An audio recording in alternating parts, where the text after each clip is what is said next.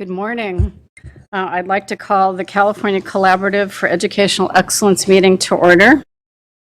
I'm going to take a roll call to announce that to see whether we have a quorum of all of our members. Vice Chair Sabrante. Present. L.K. Monroe. Present. Superintendent Tony Thurman. Here. All are present. Sue Burr, present.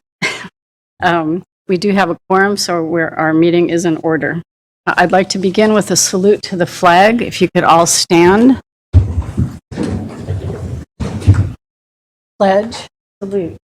I Pledge allegiance to the flag of the United States of America and to the republic for which it stands, one nation, under God, indivisible, with liberty and justice for all. Thank you. I just have a couple of announcements before we get started. First, that any letters that we receive from the public are aggregated and filed in an electronic folder and sent to the board by staff. There were no letters received for this meeting. The public can provide public comment live during today's proceedings by calling the call-in number displayed. There you see the public comment slide, and I'll just say right now that we'll put that up after every item so that any public comment that is intended for the item that we're discussing, please call in if you're interested in making comments.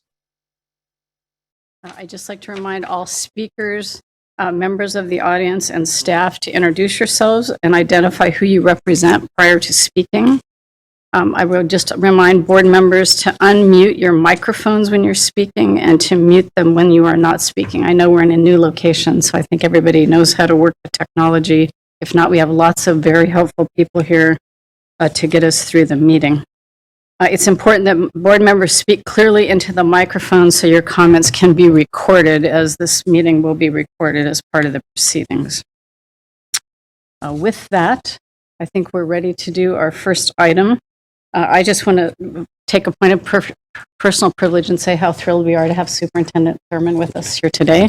He's not always able to attend our meetings, and we really appreciate you being part of this process. So moving on, item 1 is approval of the minutes. It's attachment 1 in our agenda. If you could take a second to just look at those minutes, and if you have any comments, let me know. Otherwise, I would entertain a motion to approve the minutes. I'll move the item as presented. Thank you. We have a motion and a second. I'm going to call the roll. Is there any public comment on this item before I call the roll? The public comment slide up just for a second. Okay. No public comment has been received. I will call the roll. Member Monroe. Aye. Member Thurman. Aye. Vice Chair Sabrante. Aye. And the chair votes yes. Okay. We're on to item 2, ratification of the executive director contract. You have the attachment there. I'm going to call on our counsel, James Baca, to give us a brief discussion on this item. Good morning, Jim. To be back in person. A little intimidating here. So yeah. At the last board meeting many moons ago, we did select or you selected Matthew Navu as the successor to the executive director position, and it was a unanimous vote in closed session that was properly reported out. Following that, the board gave direction to the administrative agent to enter into an employment contract with Mr. Navo, and then bring the contract to the board for ratification at the next board meeting. The next board meeting was supposed to be in August. It was not in August, so here we are in October ratifying the contract. The board specified that the specific parameters of the contract not to exceed a $300,000 salary, same fringe benefits that were provided to the former executive director. So we need to ratify that. A couple of other things, though. That since the next board meeting was scheduled for August, the contract also had a provision that there would be an agreement on goals and duties and there'd be an evaluation instrument by September of 2021. Obviously, that has passed and could not be completed. So in the motion, it's recommended that the board ratify the contract and indicate that the deadline for the 2021-22 fiscal year for the evaluation and evaluation instrument will be extended to December 31st. That will give the board an opportunity for discussion of the evaluation and the evaluation instrument at the December meeting. And additionally, the motion has a recommendation that the board appoint an advisory committee to consult with both the executive director and the administrative agent prior to the December meeting on the establishment of goals, duties, and the instrument itself. And that those recommendations be brought back to the board at the December meeting. So we have a long proposed motion, and that is in your materials, but I'm going to go ahead and read it, and then I'll provide this to Deanne. I think she has it already. The proposed motion is that the board ratify the contract of employment entered into by the administrative agent on behalf of the CCEE and Executive Director Matthew Nava in accordance with the contract parameters outlined by the board at the June meeting, with the exception of the date for the setting of goals, priority duties, and the selection of evaluation instrument for the 2021-22 year, which in light of postponement of the meeting will be changed from September 30th, 2021 to December 31st, 2021, and that the board appoint an advisory subcommittee consisting of the chair and the vice chair to consult with the executive director and the administrative agent on the selection of goals, priority duties, and an evaluation instrument, which shall be presented to the board at the December meeting. Any questions? Thank you, Jim. Everybody got all that? Okay. Make a motion. Okay. Yeah. Thank you. Here's your- Superintendent Thurman, I move approval of. thank you. Is there a second? I'll second. Thank you. We have a motion and a second. Are there any questions or comments, any public comment on item 2? No comment received from the public, so I will call the roll on the action item. Before we do that, Chair, do we need to choose the subcommittee? I'm sorry. I think in the motion, the subcommittee is the chair and the vice chair. Yeah, thank you though, Yep. Tim, for clarifying that. So Tim and I will work with Matt over the next couple of months and then bring back the suggested goals, priority duties, and confirm an evaluation instrument. And we'll have a closed session meeting a closed session discussion about that at our December meeting. Thank you for clarifying. Okay, anything else before I call the roll? Okay. Member Monroe, Aye. Member Thurman, Aye. Vice Chair Sabrante, Aye. and the chair votes aye. So with that, the board has ratified the contract. Thank you, and congratulations. Thank to you. Executive Jim. Director Nava. Item, excuse me, item 3 is the executive director's report. Excuse me, and I'm going to turn it over to Matt in just a second, but I want to also extend our official congratulations. I think this is your first official meeting since you were selected in June, and we're just delighted to have you, and we look forward to your presentation. Be here in this role, and I appreciate the opportunity to share what has been happening in the last 60 days. In reference to item 2, we're going to have to move fairly soon because I think we only have 3 weeks before the agenda has to be posted for the December 2nd meeting. So I know you said a couple of months. I think we have like 3 weeks, so I have to move fairly quickly. So it's my pleasure, Leanne, if you can pull up the slide to share a bit about what has been happening over the last 60 days. And we had a 90-day engagement strategy that we wanted to facilitate between now and the end of November. to try and ascertain what is the organizational perspective from our educational partners. And we've learned quite a bit, and this report is going to lift for you what I hope to be a very positive and robust conversation around the possibilities of future redesign that will help us address some of the educational partner perspectives and concerns and challenges and opportunities for the CCEE. So that's what I hope to accomplish in the next 40 minutes here. So Leanne, if you will go through the next slide. The report that we're shaping for you will be a little bit about our future board meetings and how we're organizing ourselves so that you'll understand the orientation for today's. Some staff introduction, the 90-day, sharing with you the feedback and themes related to how we did this engagement and what we pulled from it, and then sharing with you some innovation design. And there's been some, what you have in your folder is about 90%. As you know, anything that you present, you're changing up until the very last minute. And so, but it's fairly accurate and you'll be able to see it on the screen. So with that, what we're doing with our board meetings, and you'll see that on slide 4. Leanne, if you go through the slide 4, is we're putting a focus on each board meeting under our current structure. So currently we have 4 priorities. We have professional learning, research and development, direct technical assistance, and system of support.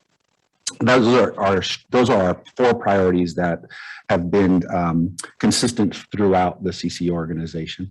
We have decided to put a focus on one of those priorities for each board meeting so that you have an opportunity to engage in more robust conversations around what it is that's happening in that particular area and that particular priority. So today's will be the professional learning team as you see them here. And then on December 2nd will be direct technical assistance, February 3rd, research and development, and June 2nd, the state system of support. This may change in terms of how we title it, but the focus will be the same. We'll always be bringing those priorities back to you in some way. You keep going, Leanne? Just a little bit about our organizational structure. We have an organizational chart that's there and available for you to see how we've had to reorganize. I'll be honest, I was hoping that I would sit in this seat for quite a while without a lot of substantial change. The old saying, you know what a person's dealing with until you walk in their shoes, is absolutely true. I've experienced it personally, and I'm experiencing it again. What Tom and the team have been navigating across the state and trying to accomplish from our perspective, we're very much on the edge of the inside of that perspective. What is actually happening is much more complicated, much more challenging. And there were some dominoes that needed to fall. And as a result, one domino, the next domino, the next domino, and we've moved faster than I would have hoped in organizational realignment and organizational discussions and innovation and changes. So the organizational chart is a new way we're orienting our organization and seeing how we operate around our priorities. And then you have staff locations. We thought we would share just where everyone's located. And currently, the current structure is that a majority of our staff have been located in Sacramento. We're moving away from that and moving back to more of a hybrid virtual telework opportunity for people, so that those that are in Los Angeles are working from their homes instead of in the county offices. What we found is they're going to the county offices, but they're sitting in the cubicles with their masks on Zoom. So it doesn't do us a whole lot at times to have them in a place where they're completely isolated. So we're making some adjustments to create flexibility for staff, but I just wanted to point that out, and I'll pause if there's any questions here.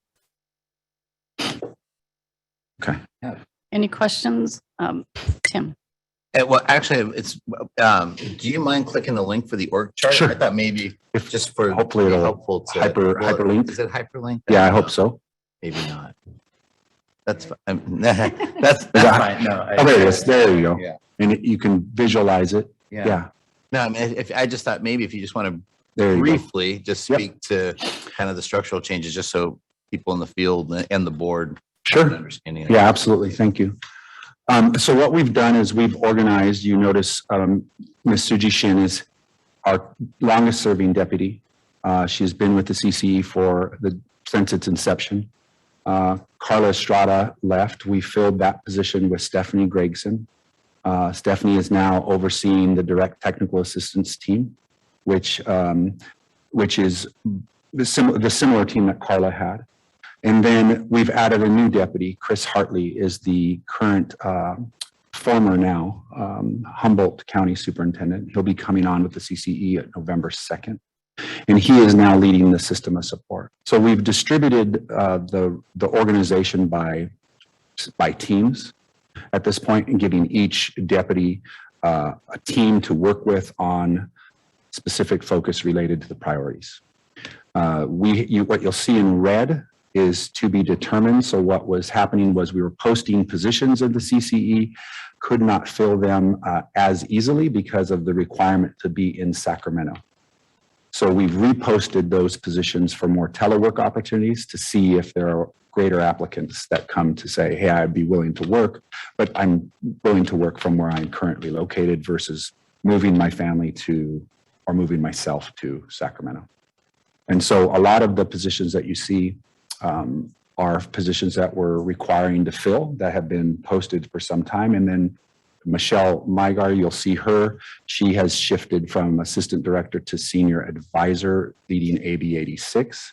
So much of our staff is funded via legislative initiatives, AB 86, CEI, 21st Century CLA, they're all funded in different ways.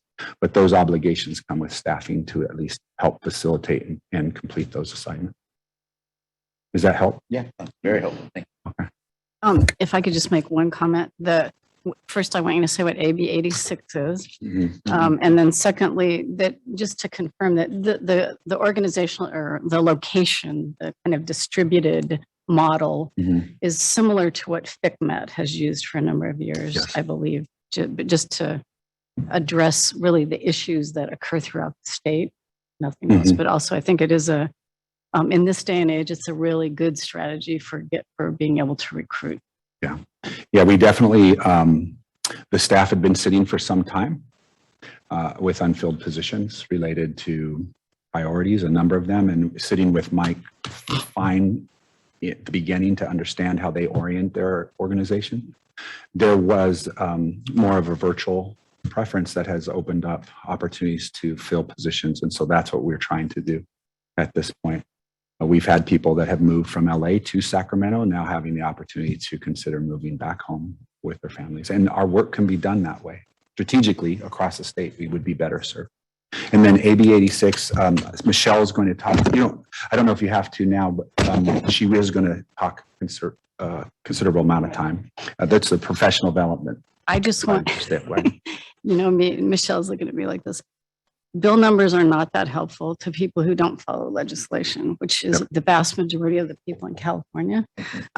So it's helpful just to sort of have a programmatic title of some kind that explains it. That's all I'm looking for. Yeah. In fact, Michelle has been preparing for that presentation just for you, Sue, to make sure that we have ourselves covered. And then the next slide is, Leanne, if you can go back. So we have some new team members, so I wanted to make sure that you knew who they were. Obviously, Stephanie Gregson is the Deputy Director for DTA. We have Chris Hartley, who's come on as the Deputy Director for System of Support. We have Nee Hang. So Nee is here, I believe. There she is. She's a Professional Learning and Research and Development Administrative Assistant. And then we have Gonzalo Avila, who is, I believe, here. And he's Senior Manager over Instructional Systems, and Eric Swanson, Senior Advisor for DTA, and Patricia Fernandez, Administrative Assistant. We also have Matthew Roberts and James McKenna here, who are current staff. But these are staff that have come on probably since the prior to the last meeting. We just haven't had a chance to introduce everybody. Okay. So what has happened in the 90 days, or at least at this point to 60 days? And so, Leanne, if you'll go to slide 11.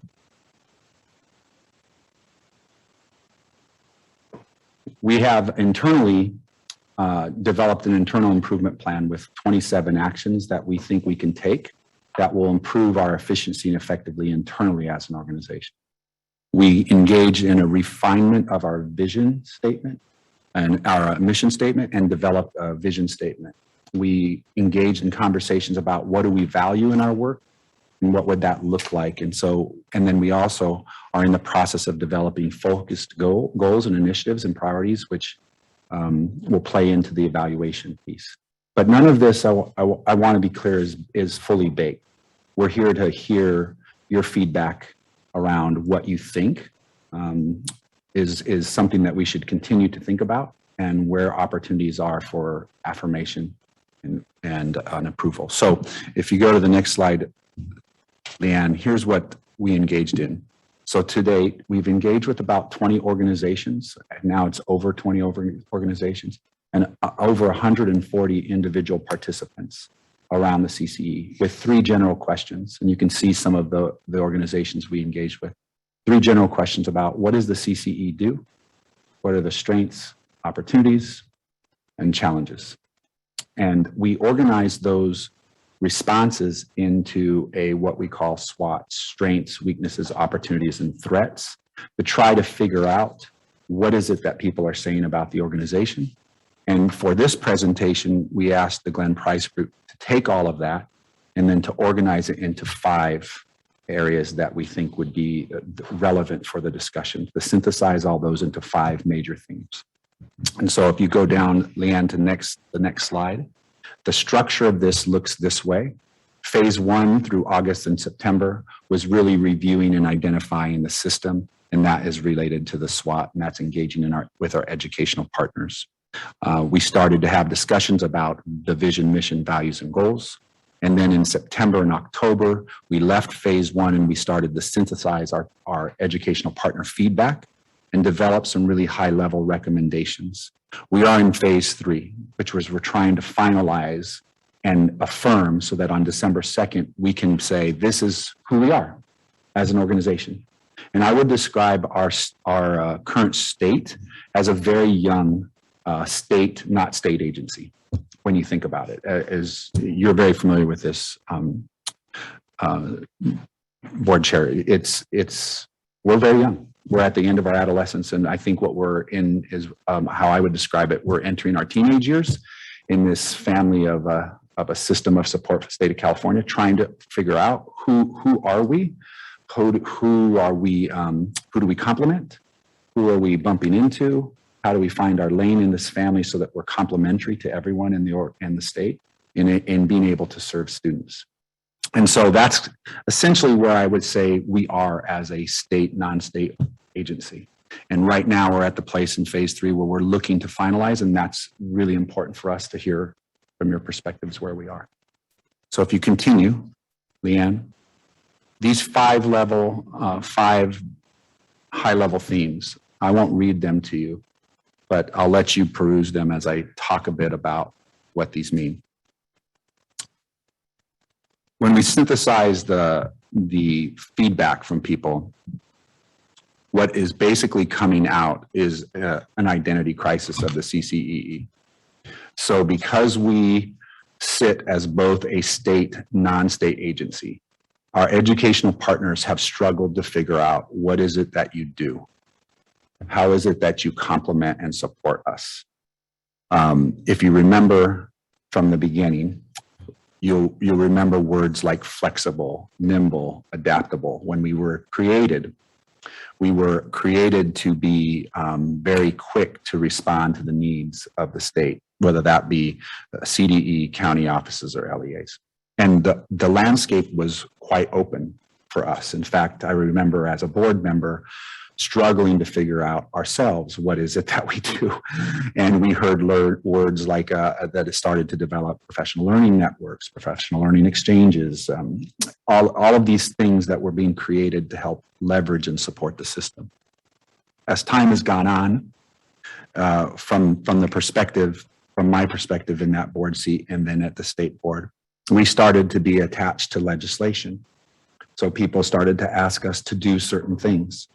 And that legislation led to the identification of priorities, the priorities that we have today: the system of support, direct technical assistance, professional learning, and research and development. Those were the things that we started to get asked to do. And some of the legislative asks actually turned into governor asks. And so what has happened, as you look at slide 16 and you see the next high level, you'll see that CCE needs a clear and unmistakable identity. We lead through great influence and support, but we don't have a lot of authority in the system ourselves. And on slide 16, you'll see that what begins to come out is this long-term framing around some key focus areas. And the system is saying, tell us what you do. And when you curate, at least from my perspective, when we build an identity based on the priorities of another organization or another entity, we don't have a priority. We don't have an identity. So when we build our identity on somebody else's asks, those asks will change over time, adapt over time, be added to over time. And so when people say, well, what do you do? It's basically we do what we're being tasked to do at this particular time. And so it's probably always going to be changing and always in an ever evolution. And so what we're proposing as we move forward is trying to figure out a way to create an identity that an LEA, in a county office, anybody within the educational state system of support can at least say, you do these things. And within those things, these obligated priorities fall underneath them. So they don't disappear, they're priority initiatives, but we're not giving ourselves a name or an identity curated by another legislative ask or another organizational ask.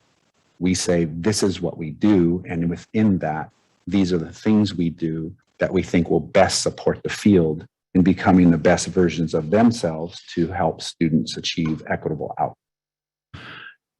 So before I share any further, I'll stop. I'd love to hear reactions to what has been shared before I move on to slide 17. Any comments, excuse me, or questions? I'm especially interested in hearing from our partners, especially the superintendent and LK, who really represents the county superintendents. I think you've been part of this as well. So I think in response to Matt, I'd appreciate any comments you have. And of course, Tim, anything you want to add? Who wants to go through? Okay. I can certainly start. So thank you, first of all, for the report, at least to this point. Some of this I had the privilege of hearing at our last meeting of the 58 county superintendents. And looking at, first of all, looking at the history and the very short history so far and some of our engagement, and then looking at the change. So I think soon to be former executive director Tom Armelino really represented this interim time, a time of shift and further definition for the organization. So that was helpful from a county superintendent perspective. And what I'll do is speak for myself on this, because I know that different county superintendents have would have different perspectives, but serving as the president and an organization that has worked closely with CCEE, both initially had a couple of staff at our county office for CCEE, and then being a superintendent who has a district who's under, I'm going to do this, Sue, 1840 on, okay, DTA, direct technical assistance. Thank you. That was helpful. I will henceforth refer to it as direct technical assistance. That there have been a lot of opportunities that I think have been useful because they've been kind of collaborative meaning making for how the services and support get delivered, and truly with a young organization that is, I think, the place that's appropriate to be. So, for example, with direct technical assistance, we worked really closely to define how that would work well. And I do know from CCEE's perspective that, you know, there's pivots and different realities in every district who receive direct technical assistance. So, so what I would say is that I think that the shifts make sense, and it's something we're going to continue to need to refine on the ground. Putting people, I think, in the best positions to be, to lead the work and to speak into the different areas of oversight, but then on the ground, which is what we were able to do in Oakland, saying, okay, what works here? There's a particular culture and a way of working and a history. What works here? How can we adjust? And I think that you have the appropriate people and structure to move in that direction. And, I know we're moving away from total nimbleness and flexibility, but there, some of that nimbleness will still serve. So thank you. Superintendent.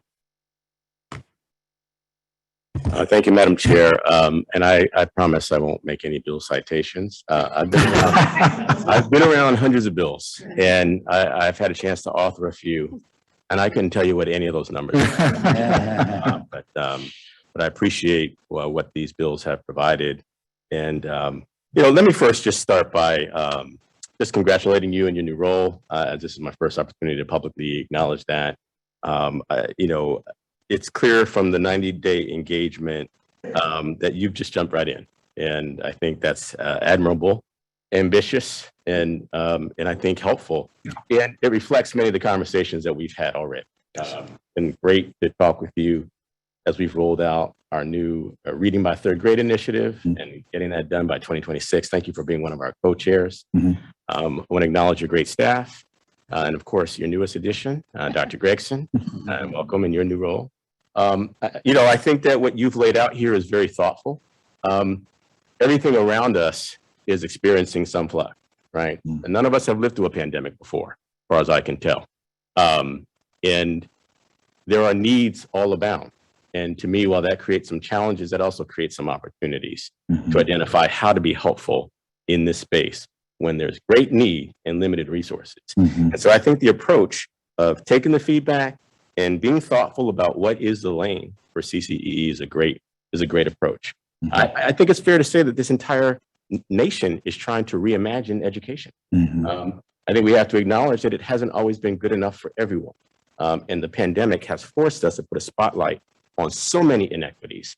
The list goes on and on and on, right? And so I think that being thoughtful in this way and saying what is our place and what is our lane is a very wise and thoughtful approach. And so I'll leave it at that. I look forward to the rest of the presentation, and just know that CDE stands available to work closely with CCEE in that exploration, and then what comes after. Because I believe that at the end of that exploration, what you're going to find is if more organizations align together, we align our resources together and our thinking together, we'll be able to do more. I've never been in an environment where we've had everything that we need, and I suspect that that's going to be the case now. Several districts, are going to have financial challenges right around the corner, even with all this federal dollars, even with all the state dollars. And so CDE stands prepared to align as closely as possible with CCEE, and we look forward to where this journey will take. Tim?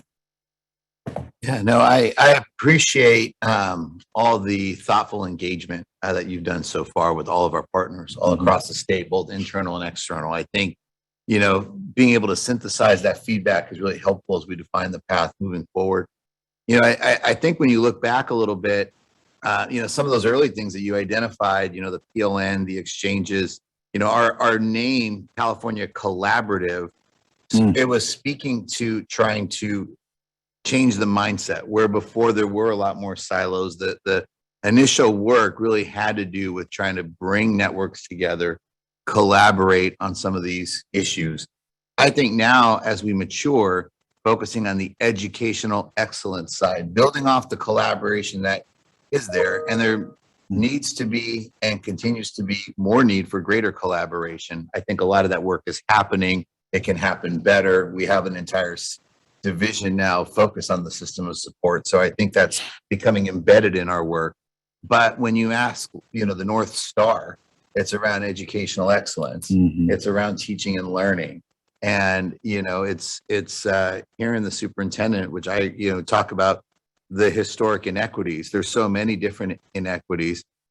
Equitable student outcomes has always been part of our mission statement in various iterations, and I think when you look at all the various initiatives, they all center around trying to get to more equitable student outcomes. And I think that's, if we're thinking about a North Star, the things that we do, the areas of priority, one of which we're going to hear about today, those are tactics to get us to the overall achieving more equitable student outcomes and educational excellence.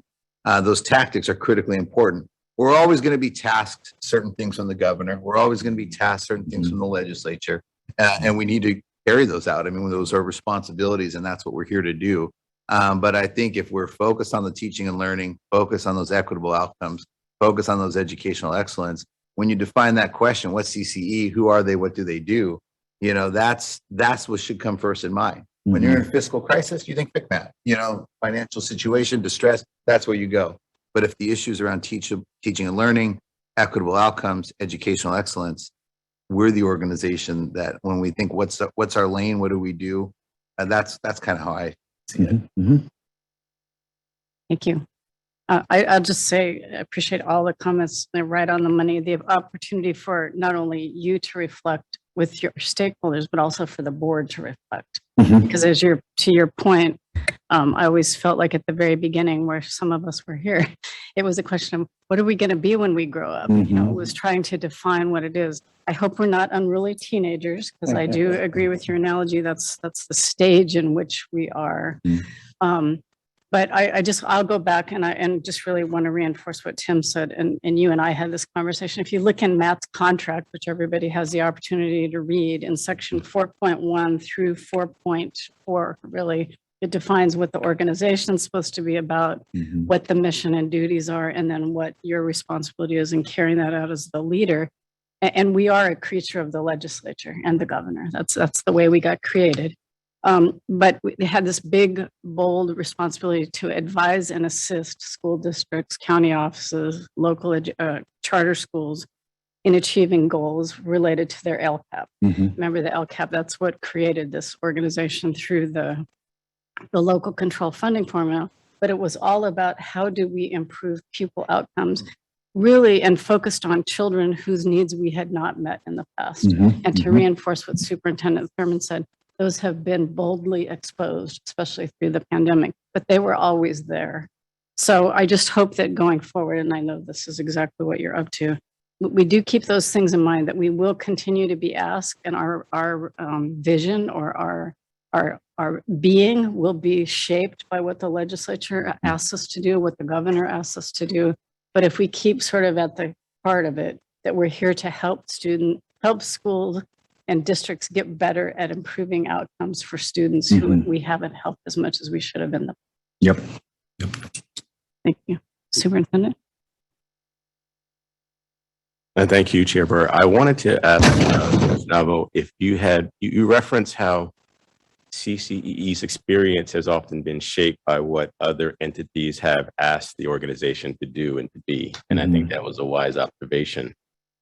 I'm guessing that won't stop. Yeah. That, for whatever reason, that there'll be additional requests that will come either through the legislature or the governor, or opportunities that this board and you help to identify, right? And I hope that there's a lot of that CCEE says this is a lane that we should enter and make a difference in. But knowing that there may be more things coming, right? We're expecting to have a robust budget again this year. We've seen probably one of the highest investments in education historically in the state. And from the projections that we're hearing, that may happen again. And there may be other things asked of CCEE. And this is really a question to everyone, the board, to you and to our staff. How does CCEE manage identifying what its lane is, and then manage those things that might come in statute that say CCEE shall do X, Y, and Z. Yep. I think that's something that we'll have to think about together. I know that all of us want to think about that with you. And also just as I heard Chair Burr and Member Monroe and Member Sobrani all talk about equity. Mhm. I'm just wondering if there's a way that CCEE in identifying whatever those lanes are or those buckets of work are going to be really explicit in calling out how equitable approaches will take place, right? Yeah. It's been great to talk with you about the work on reading on third grade and how we also have a biliteracy component Right. that we want students to be able to learn to read and write in more than one language. We've had great talks about our new Black Student Achievement Task Force and just acknowledging that the gap has grown. The gap that we've talked about, we've called it different things, achievement, opportunity gap, it's grown. Mhm. How can we be, the gap in particular for Black children has grown and widened, even as other gaps have closed and narrowed. How can we be explicit in whatever we say our lane is going to be? If it's professional learning, then how can we be explicit that this is what we will do to help close that gap or whatever measurable objectives that we give? And I think that's incumbent on this board, not just you, but all of us to help shape and name that. Right. If you have thoughts about, as you go through your presentation, if you have thoughts about how we identify CCEE's lane, how can we be explicit about the manner in which we will approach equity for those groups that are experiencing inequity? Yeah, that, I appreciate that very much. And I think going through, will at least start to uncover, I think, a bit about how we're thinking about this, because your point is very well made. There's two approaches that have to be done here. Obviously, we have to acknowledge the reality that the pandemic has put a lot of people into reactionary. But the CCEE, as it reflects on it with its educational partners, even prior to the pandemic, thinking about who we were, it was very difficult for people to describe us. And not one of the 140 engagements that we took place described what we do had anything to do with equitable outcomes for students. So not one stakeholder, and it's in our mission statement. It's been in every mission statement that we've had, which tells me that the way that we have oriented ourselves based on the obligated asks is not how the practitioner orients themselves around helping them achieve equitable outcomes. And so if we are going to be able to play both the finite game, where there's wins and losses and scoreboards of achievement that we have to execute on behalf of the asks that we have from others, and we're going to play the infinite game that gives that cross-section between passion and purpose for the staff and the educational practitioners that we're supposed to serve, we're going to have to use both hands at the same time. One is addressing the constant reaction of what is the need of the system and how can we be helpful and responsible to our obligations. And the other is saying, and these are the things that we're helping you do long-term. And both of those, if these aren't being translated, the things that we're being asked to do in a very obligations and responsibilities are not being translated by the educational practitioner as having to do anything to do with helping them achieve equitable outcomes, then the things that we do on the infinite game have to be. They have to transcend for them. And I'll go back to the successive general session that board member Monroe had called out. We asked a question of our county offices. And one of the questions was, how helpful has CCE been in helping you achieve your goals or success? And there were myriad of responses to that based on where we had had influence and where we had been able to help. But I recall that we had one that said zero help to us. And that tells me that, yes, we're meeting our statutory obligations, but we got to do a better job of figuring out what is it that county office needs and how can we support them. And so in going forward, slide 17, there were key emerging focus areas for us that came out. Of that stakeholder engagement, there were professional learning systems, which I think is a representation or evidence of the robust professional learning that was provided during the pandemic. People responded and reacted to that, said that is important and that is helping us. That's statewide professional learning. Helping LEAs transform, that's through the system of support and direct technical assistance. So we got to find a way to make our impact, help that get to the LEAs of the world that need the most support, and to help counties who want to help those LEAs say, okay, the CCE can complement us, can add value to this, can strengthen our impact. Equity-driven innovation, design, and incubation. So this is about resources and testing and scaling promising practices across the state, saying somebody over here is doing something incredible. How do we highlight that? And how do we highlight in a way so others can use it? And then organizational development, we have to be on constant continuous improvement and reflection. So we have to be able to constantly adapt and be nimble to the legislative asks and stay the course on our long-term, what we believe will be the right investments to achieve the outcomes we need. This requires something that a lot of other agencies aren't having to navigate. You're either state or you're not. The CCEE is both. And so it's a unique frame. So going forward, this is what we begin to shape ourselves. And this is the slide 19 will come in slowly, but we're thinking that we organize ourselves by 3 priority bodies of work or centers. First, we identified that through Margaret Wheatley's research, there were 3 things that help give an organization an identity. We had one of those 3. So we had a mission statement. We didn't necessarily have a vision, and we did have some sense of values. So we've just reimagined those. So we have what you have here is a draft, early test of what we think a vision statement could say, a reiteration of our mission statement that the staff and the team have gone through, and some value statements. And if you keep going, Leanne, the way that we're thinking of organizing ourselves is through these 3 bodies of work or centers, if you would. We haven't really landed on where that goes. But when the LEA and county offices say, what does the CCEE do? They do 3 things constantly. They're constantly focused on teaching, learning, and leading. They're constantly focused on innovation and impact, and they're constantly focused on transforming systems. And what you do is underneath each of those, so if you imagine teaching, learning, and leading, underneath that, you have 2 to 3 priority initiatives. So one might be direct technical assistance or academic crisis and intervention. One might be direct support to LEA schools and transformation. The other might be in innovation and impact, professional learning statewide resources focused on equity, might be research and development, addressing equitable outcomes. Transformative systems, obviously you're going to have the state system of support sit there. And it could be other elements of our priorities.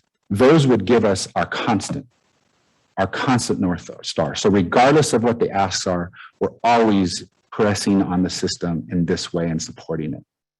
Then you have a myriad of other things that fall underneath us. 21st century CSLA, community engagement initiatives, the other bills that are coming our way that we'll talk about. There's a myriad of them that will fall under these centers. And those are the things that the team is translating in. Those are the short games. They come to an end at some point. We do them and we do them well and we execute them and then they come to an end. Either funding comes to an end or but we're always spending time between those. And where it gets cattywampus for us as an organization is when those other asks become the priorities all the time. And the things that we're trying to build capacity across the state barely get touched. And so we have to somehow come into balance in some way. And so I want to commend the team, and we're looking for, both your affirmation, hey, you guys are on the right track, keep thinking about this, and also constructive feedback around how we're thinking about it. But I will say to the team, the process that they have gone through in my former position was taking organizations a year to do. They have managed to get something out within 60 days of just pressing the conversations. And I just have to commend them that they know that the time that they have spent the last 3 years, the majority of that has been in pandemic response.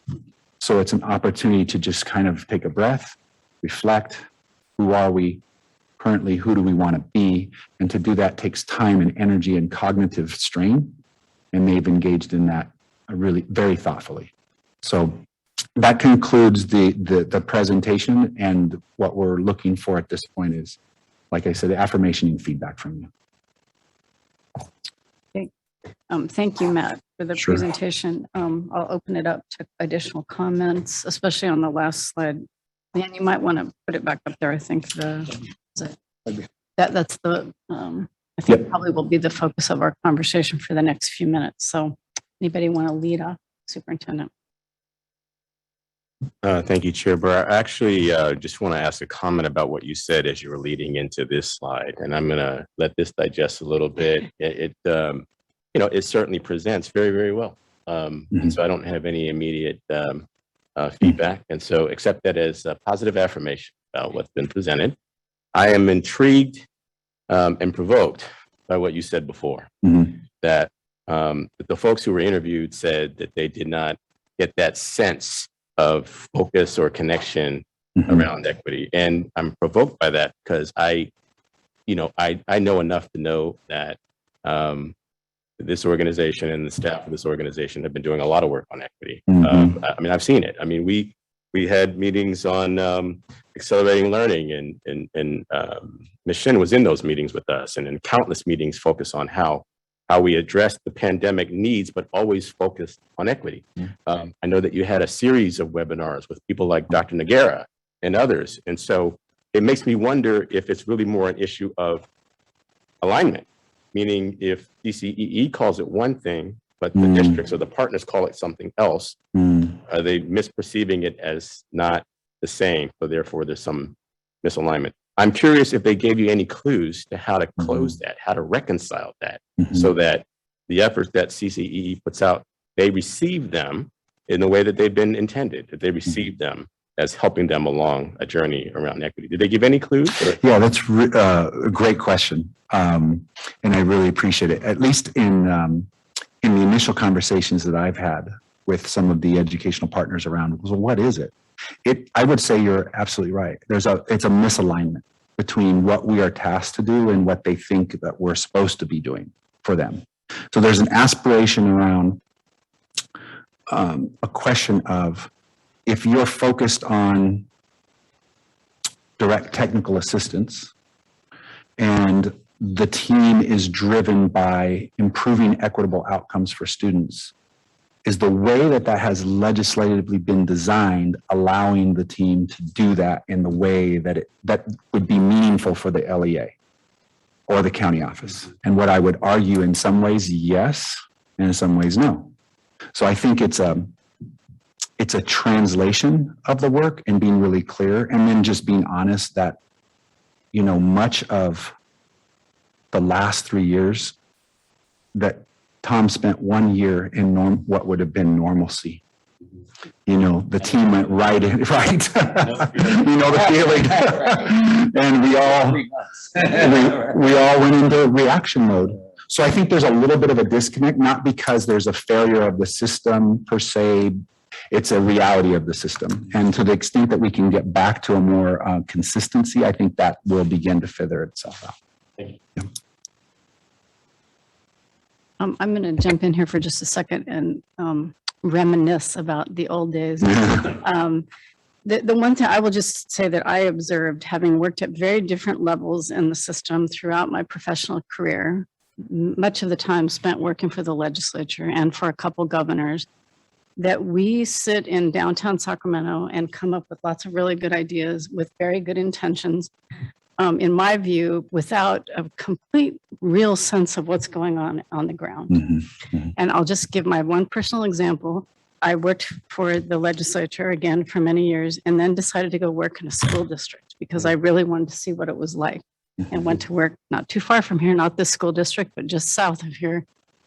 And we had just completed 4 major initiatives by Governor Davis and by the legislature. One was about reading, professional development, teacher development, all of the good things that we knew should work.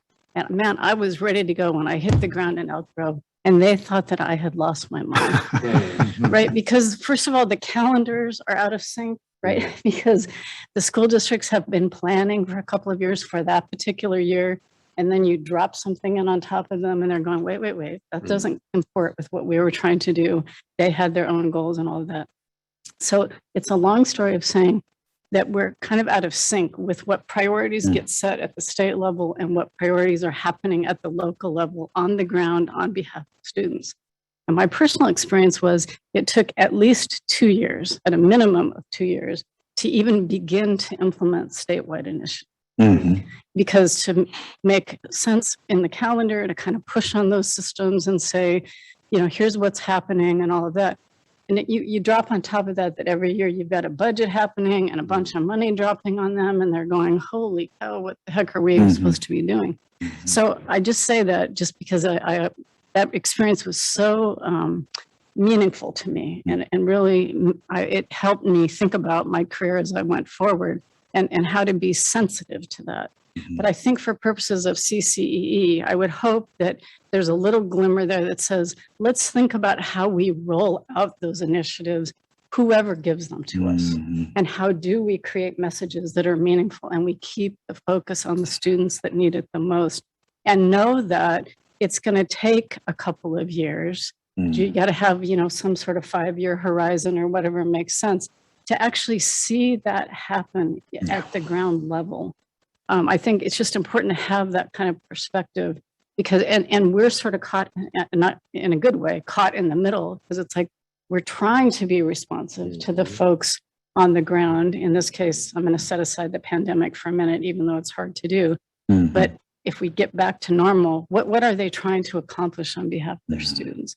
And then you have a vision, a larger view at the state level of here's what we need to be doing and here's how we need to be investing the money. How do you make those things come together in a way it's actually going to work? And you're not going to be hitting this, you know, you're talking a different language to people who are in the trenches. So just my comment. LK.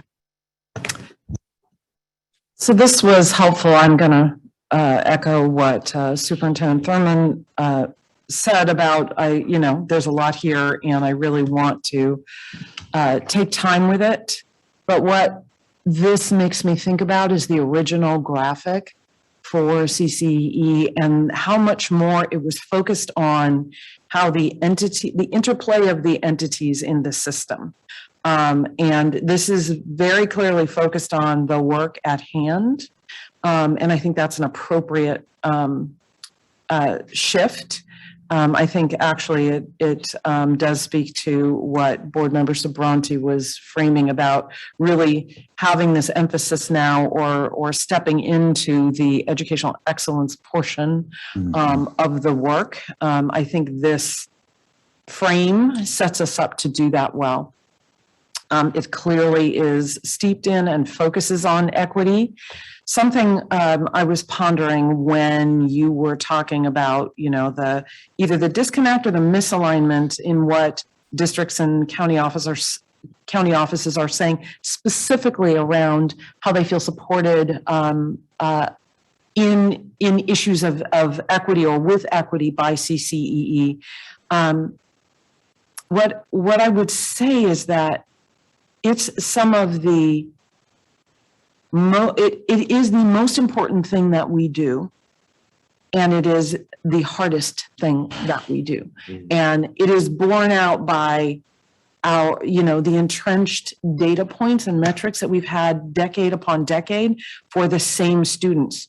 So I think there's this great hope about what an organization like CCEE could do, and it's in their name, and this is what it's set up to do. And so having really high expectations for what a shift might be or the kind of support that might be offered. And often what the best support is really doing the hard work with the District 2, the systematic instructional review and other tools allow the district to do, because there's no shortcut to digging into the work that is going to facilitate equitable outcomes for our students and change things in a way they've never been changed before. So I just wonder if some of that, you know, like, no, that's not happening for me, and the support I'm receiving is anchored in in that reality. Mhm. Very true. Tim. Yeah, I really like this. And I agree with LK. It's interesting to see the same logo. I don't know, it's not a logo, but the same graphic. But this is a student-centered oriented graphic, and it's, the other graphic still serves its purpose, but this, you can really see that student orientation. A couple questions, just so I understand. So how do you matter? How does staff define the difference between transformative systems and innovations and impact? And I guess you gave some examples of work that's taking place that would fit within each bucket, but maybe if you could just talk a little bit more to that middle circle, and whether it's specific examples or just how you guys differentiate, from those. So I think, my initial answer is that's a great question, and we're getting there. Obviously, Chris has not come on yet.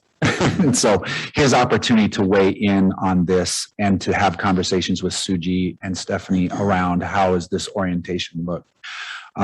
We have not fleshed that completely out. The initial idea is that innovation and impact we were talking about yesterday, even another iteration of this is statewide professional learning. So it's about curating statewide professional learning that helps highlight models of continuous improvement in such a way that we can impact outcomes for students. So as you think about the professional learning that has occurred with the CCEE over the last 3 years, that has been our bread and butter. We responded well to the needs of the pandemic and the field, and it came out in statewide professional support and learning. The transformative systems piece, we have individuals in the state, in the system of support who have titles of equity and innovation. And yet what we're doing is doesn't touch much equity and innovation. It's system coherence. It's trying to coordinate a system rather than trying to transform a system. So we're just simply in the coordinations. We were actually collaborating very much so, but it's the coordination, collaboration, and integration of the geo leads with county office, with SELPA leads, with SELPA content leads. And so we see that circle as how do you do that work in such a way that we're just not in a co-labor state. We're actually changing things that we do, moving each other's cheese to get to the equitable outcomes and the needs of students. That is going to be focused on the statewide system of support, where innovation and impact is going to be focused statewide, where teaching and learning will be diving deeply to the districts that are in direct technical assistance. That's the initial conversation. I'd love feedback and any ideas that you have. And even in our, what is it called, the board member chair? What are we doing with my evaluation? We could be talking more deeply about that. So then I guess, so do you envision I don't know whether you call it a strategic plan or an annual work plan, but the work falls under these 3 buckets. Everything ties to the mission, everything ties to the vision, but the work itself falls within the bucket. That's right. Okay. So we would take the current priorities that we have, and they would fall underneath as our priority initiatives. So we're always going to be focused on those things. And then there's room for the add-ons. Yeah. No, because it like we've all discussed, I mean, we have to be responsive to the governor and the legislature. We are their creation, but we also we're responsive to the needs of the field. That's right. And the needs of students. And I think it's kind of like when there's a lot of noise, and I just think about my own school district, when there's a lot of noise, a lot of things going on, you always take the step back. What do students need? What is the student, what, all this stuff, all this activity, it's all important, all good, but what is the real need of the students, and really just getting right down to that. And I think when we orient our work in this way, I think it really puts us in that direction. And even if you want to go back to the original legislation, advising and assisting LEAs with LCAPs, well, even these 3 things, it's like, well, okay, LCAP priorities, fundamental, you're going to improve the outcomes in your LCAPs, you're going to focus on improving teaching and learning. You need to be more innovative and have that R&D to be right there, and you need to transform your system. So even if you go back to day 1 legislative language, I think if we orient our work with this mission and vision, but those values at the core, we're still true to that original task in addition to meeting the needs of students, meeting the needs of the field. So, no, I really like where we're headed with this. Yeah, I appreciate that. And I appreciate all of your feedback. And Board Member Chair, I wrote down, I so appreciate your perspective because you have so much historical knowledge around the system and what you experienced. You hit it on the head. So we're just looking from you, yes, Matt and team, you're pointed in the right direction. Certainly some refinement to do. We get it, but you're pointed in the right direction. We see what you're trying to accomplish. Go forth and keep moving. Superintendent Thurman. Thank you, Madam Chair. I was thinking about your statement about what happens at the state being different from what happens in the school level. And Board Member Sobrani really talked about it. At the end of the day, what's best for kids. And I truly believe that meeting state requirements is different than doing what's best for kids. That's a different thing. Those are two different things. And I think that many of our schools feel that things are being thrust upon them at the state level that they are required to do, that there are not enough hours in the day to even get done. And if you're just on that wheel trying to get through all of those requirements, where is the doing what is best for kids? And so I'm wondering about field testing, right? Ms. Nabo, you've been field testing, you've been talking to people in the field, you've been getting feedback and saying, what's working, what's not working. Can that be continued? The example I'd give is just that any chance I get to be in a classroom, I hear so many things that are informative about any policy idea that we might work on. Because people are in your face. It's literally in your face. And they're saying the guidance coming from the state is not meeting what we need. They're saying we need this, and they're saying it with intensity. I know that Superintendent Monroe hears this because, in your successor role and in your county role, and I know that you spent a lot of time in schools doing mental health programming and working with districts around their finances, that you get to see things that probably inform just better understanding about what schools need. And I'm just wondering if there's a way that you can continue the field testing that you started to keep getting feedback from folks. And selfishly, it's the best part of the job. Yeah. Right? When you get a chance to be in the classroom, read with students, talk with educators, ask them what they need. How can we help you? It is the best part of the job. And how do we continue that field testing as it relates to this framework that you're laying out and the path that you are proposing that CCEE take at this time? Thank you for that. Yeah. Thank you so much. So I'll just close by saying, I don't want to close off any conversation, LK, if you had any additional comments, but to affirm what you said, Matt, I think you are moving in the right direction. Yes. What you've heard from all of the board members is this is very helpful. I think you hear the student orientation. I want to say that for that purpose, and also just this question of as you go into the field and go, what can we do for students? I want to make sure that the language that we use is very understandable to any parent who could pick this up. Even though we at the CCE, we're not actually working directly with students, we are helping to build the capabilities, the capacities, the initiatives for those that do work directly with students. I want the language to be reflective of that. That any parent, any John or Joan Q. Public can pick it up and go, I know exactly what they're doing to help kids. Yeah. I think would be very, very helpful. And then just the last thing I want to say, and I sort of neglected to say this, how appreciative I am, and I know all of us are, of all of the staff that have worked on this. And you made comments toward the end, which I just wanted to reaffirm that this is hard work. As LK said too, this is the hardest work you're going to do, to try to step back and say, what is it? What can we do on behalf of students? How do we move this organization ahead? And I just wanted to let you know how appreciative I am of all the work that you do. Also to say welcome to the new people and be sure you know what you're getting into. Yeah. Thank you. Thanks, Matt. Really appreciate it. I think before we move to the next item, I'm going to suggest we take a brief break. So we will adjourn or, oh, sure. No, is there any public comment on this item?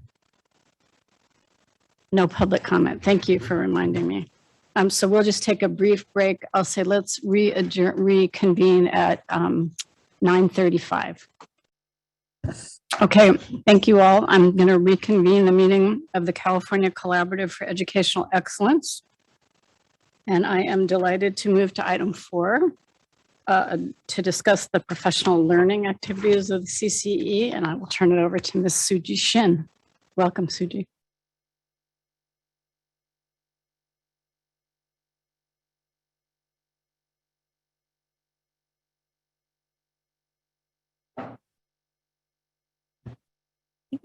Is it on? Okay, great. Again, Suji Shin, Deputy Executive Director, and thrilled to be up here to share with you our latest thinking around our professional learning goals based on some of the initial conversations we've been having with our educational partners, internal conversations, and as a result of the strengths, weaknesses, opportunities, threats, kind of analyses that we've been conducting that Matt shared with earlier today. I'm also thrilled to be sharing the podium today with the members of our team who will be stepping up one at a time through different aspects and sharing some of the different initiatives and stages of these activities. So you'll get a chance to meet with all of the folks who are working in this.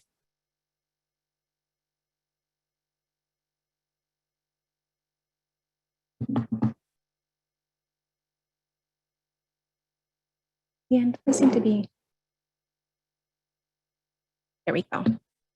So wanting to sit and start with the overall overarching goal for our professional learning work that's come out of the work that we've done previously, especially around the past couple of years, the pandemic, and expanded greatly during that time, to really think about the ways in which CCEE as an organization can really develop the structures internally for identifying, developing professional learning resources, so tools, sessions, activities that really emphasize high priority topics throughout the school year that again focus on building LEA capacity, but ultimately lead to improving student outcomes.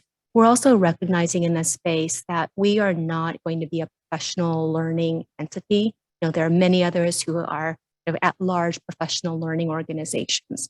Our real focus over the course of the past several years of really doing this work, expanding it, and then again, as Executive Director Navo has shared in our 90 days kind of turnaround, kind of digging deeper into the feedback and the input that we're receiving from our partners in this work and the LEAs that we serve, to really think about how can we identify the gaps where there are where we see a need. How do we really dig in and identify partners with whom we can really leverage resources and tools that are already being developed? How can we use our statewide landscape to really highlight some of those best and emerging practices and get them a little bit more quickly in the hands of others throughout the state and the system of support? So you see, they're really focusing as we think about the way that now we're reorganizing our organization, to think about the ways in which we can really bring in evidence and best practice into this, to really hone in on what are the immediate needs, how do we help vet some of those resources and tools and strategies quickly for our partners in this work. Thinking about how we expand some of our partnerships and those networks to provide some of those rapid response needs, so that we're not necessarily, making, setting a goal for ourselves and holding it just without change, but really thinking, how do we navigate the changing landscape as we think about the focus on student needs?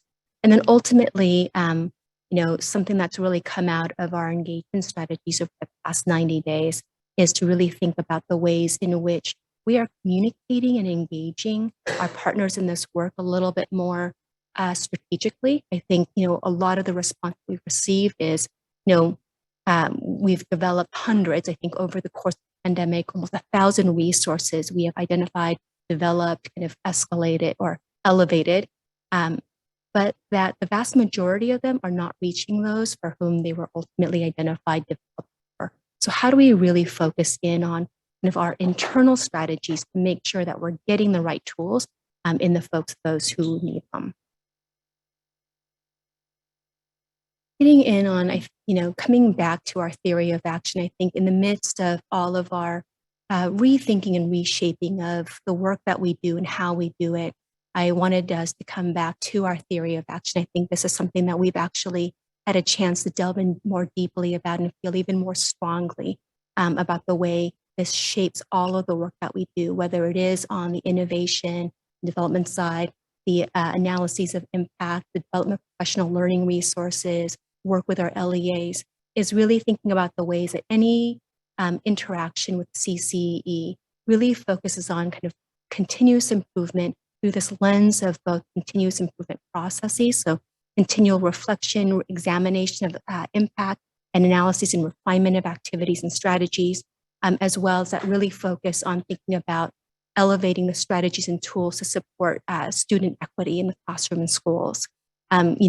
Parsing that out into kind of what changes in terms of knowledge, content, awareness, tools, and skills, as well as the undergirding mindset beliefs that really ultimately define and continue to redefine the systems in which they sit. Leading to that, then a lot of our focus has been in what changes as a result of this work in terms of the outputs, what changes for adults in the system, what changes in terms of practices, but always anchoring to, how we measure student outcomes. And really, again, with that lens of ensuring that equity, kind of our focus on equity for students in the classrooms and schools, ensuring that we're really hitting hard over the course of this next iteration of CCEE to focus on what is our impact on students? What is the system's impact on students? How do we really leverage the work that has been done to ensure that, again, resources and tools and strategies are getting in the hands of the folks who are serving students in the classrooms? So with that, I think just coming back into our professional learning goal, you see there, I think that's really been the focus of our work. And over the course of this next presentation, what we're really hoping to do is dive in a little bit more into what that's going to look like over the coming year for us and some of the very particular activities and strategies that the staff that will be engaging with and our partners to support this work. As a quick reminder around, how some of this, the past 90 days have rolled out for us, as Matt shared, I think we really started this work with around the professional learning over the past 3 years. And through the course of the pandemic, have been able to really expand that effort to meet just-in-time needs of schools and LEAs who are facing the transition of teaching and learning into the virtual learning space. Think about how we supported that hybrid learning work, and then really think about professional learning to support innovative practices, engagement strategies to really hone in on what our students needed, especially around learning acceleration supports, so then we transition back into the new school year. So as a result of that, I think part of the feedback and input processes that we've been taking into account over the past couple of months is, really rounding back from our end of year report, taking stock of what we've done over the past 18 years in particular, and receiving your feedback as a result of that, doing some of this internal SWOT or the strengths, weaknesses, opportunities, threat analyses, even internally to get a sense of where were our own challenges, where do we find our strengths, what are we hearing from the field around this work, around what's needed still, and some of the challenges that they felt. As Matt shared, we also dove in deep into empathy interviews, input sessions, our advisory council, really reaching out to those who have engaged with us around professional learning to get their specific feedback on what they found particularly helpful, where they would really like for us, where they would like to see us go in the coming years to support their needs, where they see some gaps in the statewide support infrastructure around professional learning, where CCEE might help elevate, again, some of the tools and strategies that currently exist, develop as sessions and resources that don't, and partner with others to really think about expanding some of that reach and support for our schools. As a result of that, we've been doing the synthesis of, stakeholder feedback, I think, to really get to those goals that you saw here today. So with that, I think we're really excited here to be joined by the curriculum instruction team at Los Angeles County Office of Education, who have been a partner in this work on both sides of the professional learning table. So they have engaged with us in the development of resources during as part of our learning acceleration series. And they've also engaged in deeply with some of our resources as they turned around and developed professional learning strategies for their own teams. So with that, I'm now going to introduce our Assistant Director of Professional Learning and Leadership Development, Dr. James Mckenna, who's going to guide us through the rest of this presentation and introduce the Lake team. Okay. Thank you. Welcome, James. Good morning. Good morning, Chair Burr, Vice Chair Savante, Superintendent Thurman, Superintendent Moreau, Mr. Navo. First off, forgive my reliance on a script, but when an over-caffeinated East Coaster has to present, it's just better for everybody this way. It is my real pleasure to introduce our friends and partners at the Los Angeles County Office of Education who will share their experiences using the field guide for accelerating learning, equity, and well-being to support students and staff in Los Angeles County. Having been a county employee for 16 years before joining the CCEE, I am thrilled to have the opportunity to welcome them here virtually anyway. Joining us are Mr. Ruben Valles, the Chief Academic Officer, as well as my former boss, Ms. Danielle Mitchell, Director 3 of Curriculum and Instructional Services Division. So Mr. Valles and Ms. Mitchell, the floor is yours, virtually anyway. Thank you for that introduction, and thank you for the partnership that we have gleaned and continue to work with CCEE. Again, good morning, Board Chair Ms. Burr, Vice Chair Mr. Sabranti, Board members, Executive Cabinet members, and Executive Director Navo. Thank you for asking us to join you today and share how the Los Angeles County Office of Education used the CCEE Field Guide as part of our Learning, Recovery, and Acceleration series. Again, as mentioned, my name is Ruben Valles, and I am the Chief Academic Officer of the Los Angeles County Office of Education. Into my second month in the job, so I'm learning a lot, and Danielle's been doing a great job teaching me that. I'm here with Danielle Mitchell, our Division Director over Curriculum and Instruction, as mentioned, and we'll go ahead and get started with the presentation. If we can go to the next slide, please. Thank you. So the Los Angeles County Office of Education's Learning, Recovery, and Acceleration series aim to provide direct support to educators in the identification, sharing, and implementation of best practices to mitigate unfinished learning and accelerate student achievement and well-being. The series strive to address the challenges that districts identified by providing support in the practical implementation of strategies, tactics, and resources that go above and beyond what may have already been taking place in the classroom to promote learning acceleration. Next slide, please. So the series began by having a conversation with superintendents in January to identify how LACO could best support them with learning, recovery, and acceleration. These conversations led to convening a LACO work group across divisions to identify the best way to support districts. And in February, as a result of those conversations, it was decided to share the CCEE Field Guide with districts as a resource along with the TNTP Learning Acceleration Guide. Then in March, LACO established field guide resource mapping documents where we curated information not found in the field acceleration guide to better support our LEAs. And in April, we launched our Learning, Recovery, and Acceleration series, which began with navigating the CCE field guide. We then hosted a LEA best practice series to support our 80 districts and 380 charter schools. And today we continue to host community of practice network meetings that utilize the CCE field guide as a resource to support LEAs. And as you know, this is such an important topic, and we will continue to do that and support our LEAs throughout the year and in the coming years. I would like to hand it off now to Danielle Mitchell, who will continue with the presentation. Good morning. It's not afternoon yet. Good morning, everyone. Next slide, please. So I want to thank you all for having us here today. Thank you, Board Chair Ms. Burr, Vice Chair Mr. Sabatini, Board members, Executive Cabinet members, and Executive Director Navo. My name is Danielle Mitchell, and I'm the Division Director for Curriculum and Instructional Services here at LACO. Madam Chair Burr, I appreciate your comments regarding keeping in touch with our LEAs and how you went back to work in the LEA to form your work that you do with the legislation. Thank you so much, because those boots on the ground mean so much. And thank you for the comments on field testing. It's from LACO's field testing, our meetings, our conversations with our superintendents that we identified 6 focus groups in which to support learning, recovery, and acceleration: student attendance and engagement, social and emotional learning, academic and instructional strategies, special populations with emphasis on certain areas, including special education, English learners, and along with students experiencing homelessness, because we've seen a huge rise in that lately.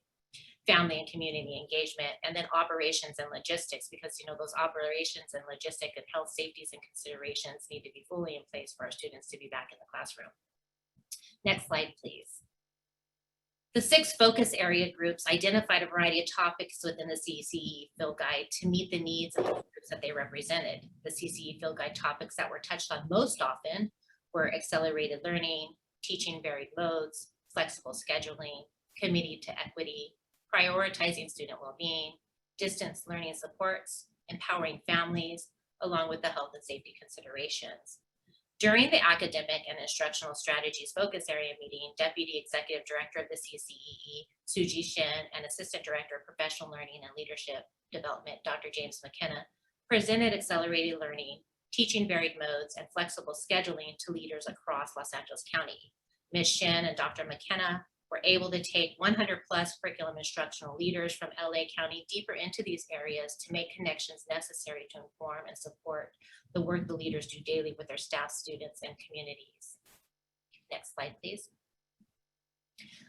LACO focus groups use a variety of the resources within the field guide to support their work. There's a lot of resources in there, and going through those resources takes time.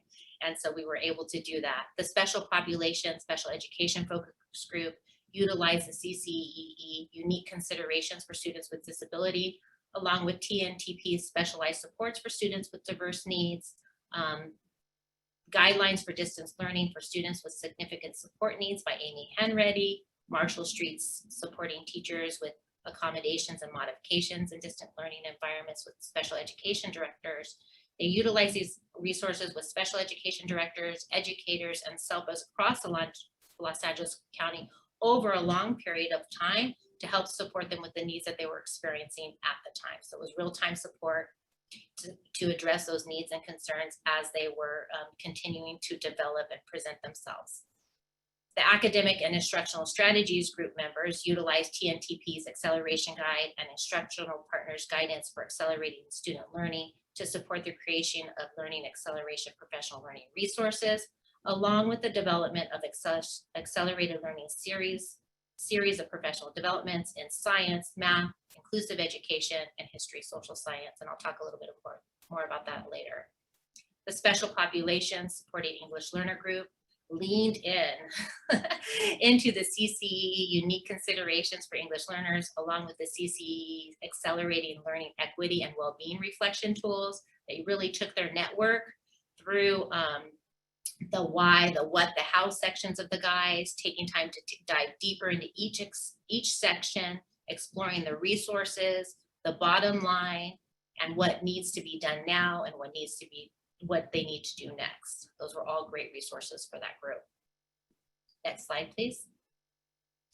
LACO used the field guide as a resource across the organization to support our LEAs by developing webinars for LEAs to guide them through each resource and delve into discussions on ways to incorporate and utilize the resources throughout their work.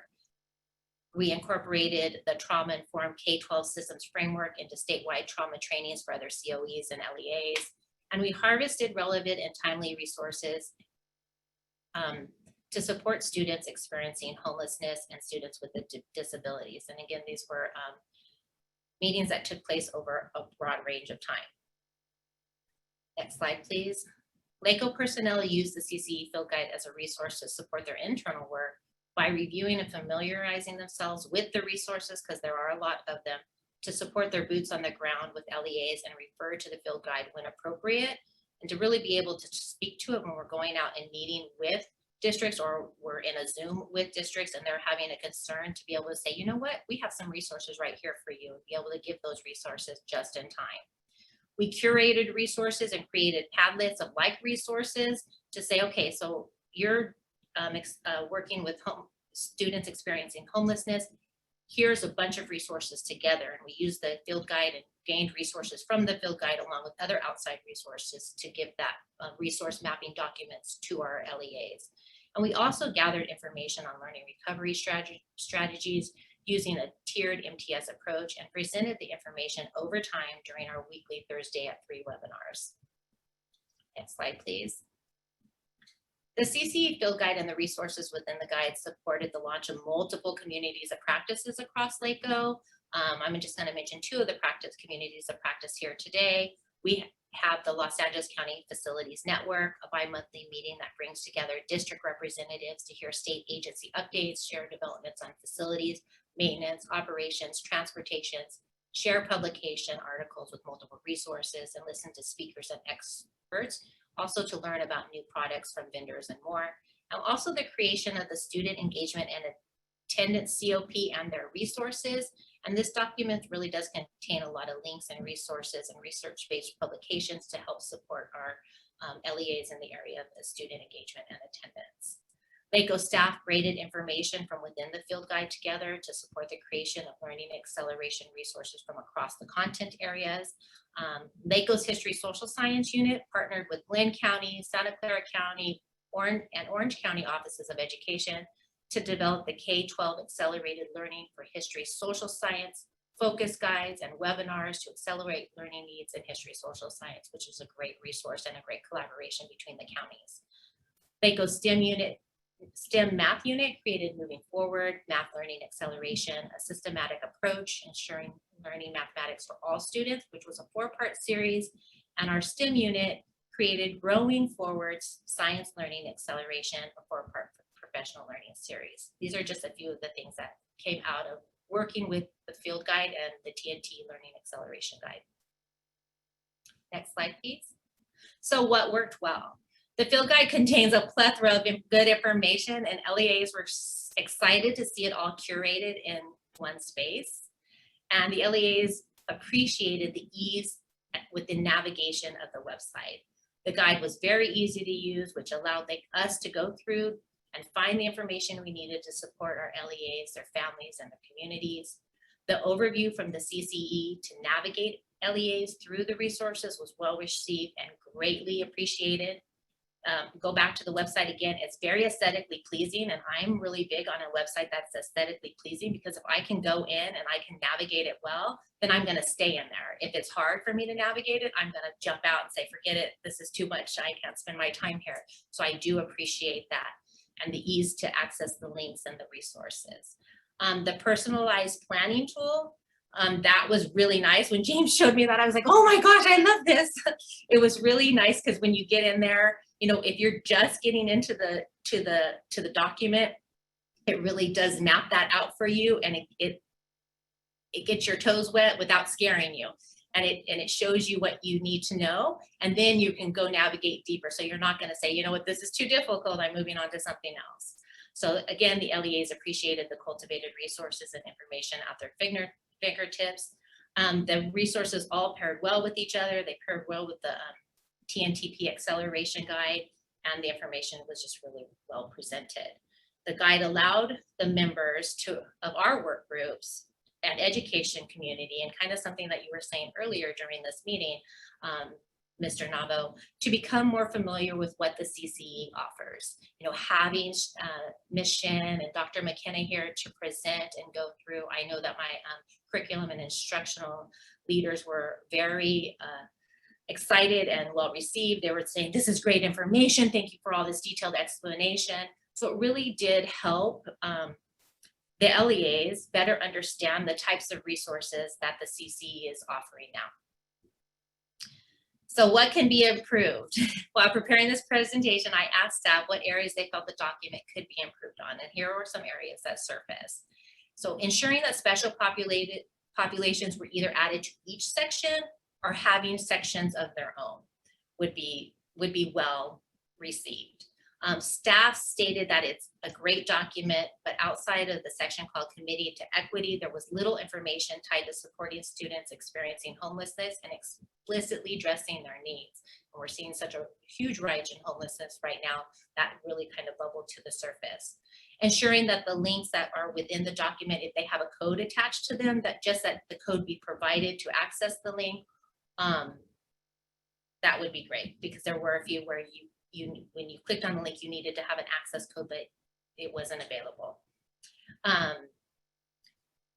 If there was more information regarding student attendance and engagement directly, that would be greatly appreciated. We always like templates and fillable PDFs. You know, those are like things that make our lives a little bit easier. And one of the things that bubbled up early on was ensuring that the field guide website is ADA compliant. The guide uses gray and yellow fonts on a light background, making it a little bit more difficult to read, especially for those who have visual impairments. So next slide, please. So that brings me to the end of the presentation. Thank you again for inviting us to present today on how the Los Angeles County Office of Education utilizes the CCEE field guide as a resource to support our work. And thank you for the work that you are doing to curate the vast amount of information that is out there to support our LEAs. I think Suji, Ms. Shen was stating earlier, thousands of resources you've curated and tried to put and organize for our LEAs, and we definitely do appreciate it because so much was coming out so much has come out over the last 24 months, and it's just a lot. And however we can connect the dots for our district and make it a little bit easier for our district, that is our role. Our role is to make those connections and to support them where they are at and to support them with the work that they are doing rather than trying to add more to their plate. So we appreciate the work that our LEAs are doing to meet the social, emotional, behavioral, nutritional, and physical needs of our school communities, while ensuring that students are receiving the academic instruction and supports necessary to persevere during these times. Because even though we don't want to talk about it, these times are still pretty shaky, and our LEAs are working through a lot right now. And that social, emotional, that behavioral, that bringing them back onto campus and getting them secure and having them feel secure will enable them to persevere better over time. So we welcome any questions that you may have. Thank you. Thank you so much, Ruben and Danielle, for your presentation. It's always my favorite part of the meetings to hear from our LEAs and to learn about how the services and resources we're providing are helpful to you. So if you have a few minutes, I would just like to open it up to other members to see if they have any questions or comments. Tim. Yeah, thank you for the presentations. It is, it's more of a request.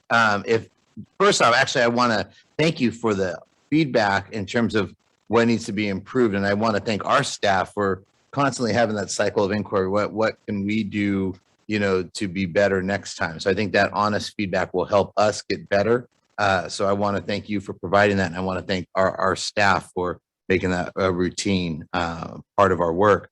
But the request is this: if the guide was helpful, in all the different ways that you described, is, telling your colleagues, at other county offices, at other LEAs, and giving some of those, that validation, some of those, specific examples from those of you doing the work in the field. It's one thing for us to say, hey, we're CCEE, we do a great job, but really it's the validation from you in the field. If you found value in our work, and you can give those examples of the value that you found and being able to share that with your colleagues, your counterparts in other county offices and other LEAs, those specific examples.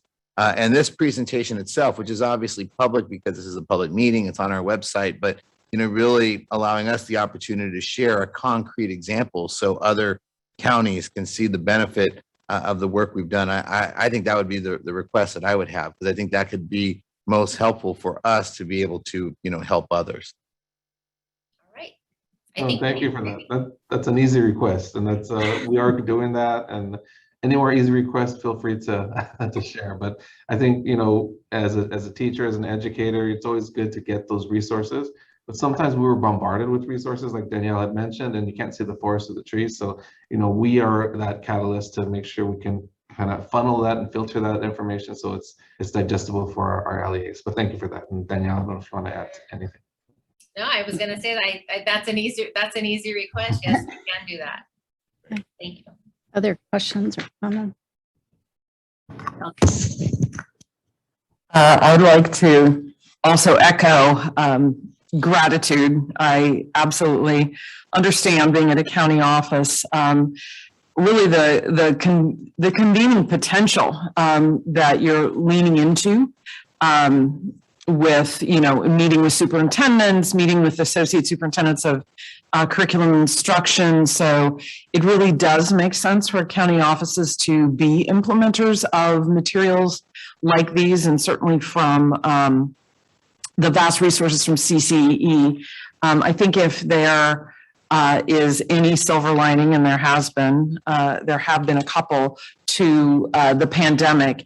It's that these are resources that perhaps because, it's because the level of the lift might not otherwise have been developed, nor would we have figured out a way to make sure that LEAs had relevant real-time access in the way they need to right now. So I really appreciate the lift and the push, and that I think that this is something that's going to benefit us going forward. It's not just the resources, it's how to get them to the field in a way that they can be utilized. What I really wanted to see, and this is just me, this is not what this presentation is about, I really wanted to dig into these resources. I wanted to see the website. I wanted to actually navigate through. So I'm hoping to have the opportunity to do that, and maybe in this presentation or somewhere providing links so that anyone who is accessing this can do that on their own.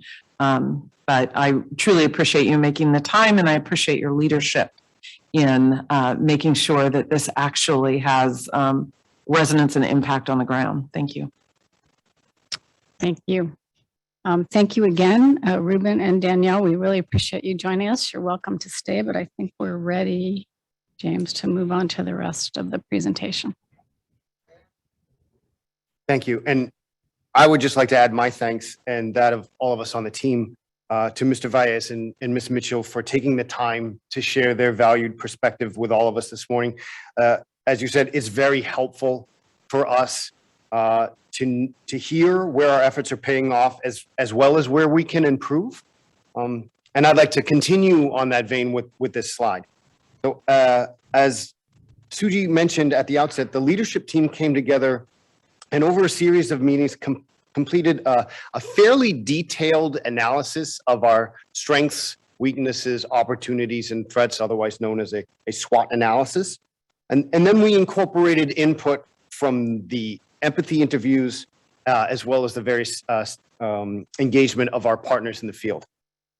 So in brief, I won't go through all the bullets, but we recognized that we are and can continue to be a great asset to the field because we can quickly respond to needs with detailed and actionable resources. And we're able to partner with county offices and other partners to anticipate those needs. And we can turn legislative intent into concrete action. However, to improve in those efforts, we need to better communicate who we are, as Mr. Navo shared earlier, how we can help, how we can make that help accessible but not overwhelming.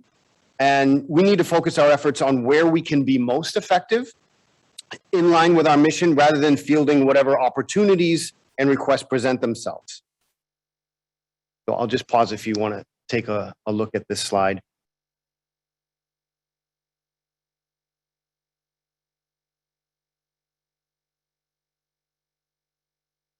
So now I'd like to introduce you. Oh, I'm sorry. Was there a question? You have a question, Tim? Oh, okay. My apologies. I'm just very excited to introduce you one of our specialists and my valued partner in the professional learning work, Ms. Sarah Shanjam. Thank you, Dr. Mckenna. Good morning, governing board members. It's a pleasure to be here and meet you all in person. It's really an honor. And I will really briefly be speaking about how we plan to translate the feedback we've received through the SWOT analysis and the empathy interviews to help inform our work in professional learning. Dr. Mckenna will be providing additional details later in the presentation. So just looking at the SWOT analysis and the empathy interviews, it's clear that we need a more defined role when it comes to professional learning. So both so we can invest meaningfully in the work that we're doing, but also to set clear expectations for our stakeholders and partners on what kinds of professional learning opportunities they can expect from us. So we see our role in two key areas. First, we will continue to develop, curate, and disseminate resources in the areas of need.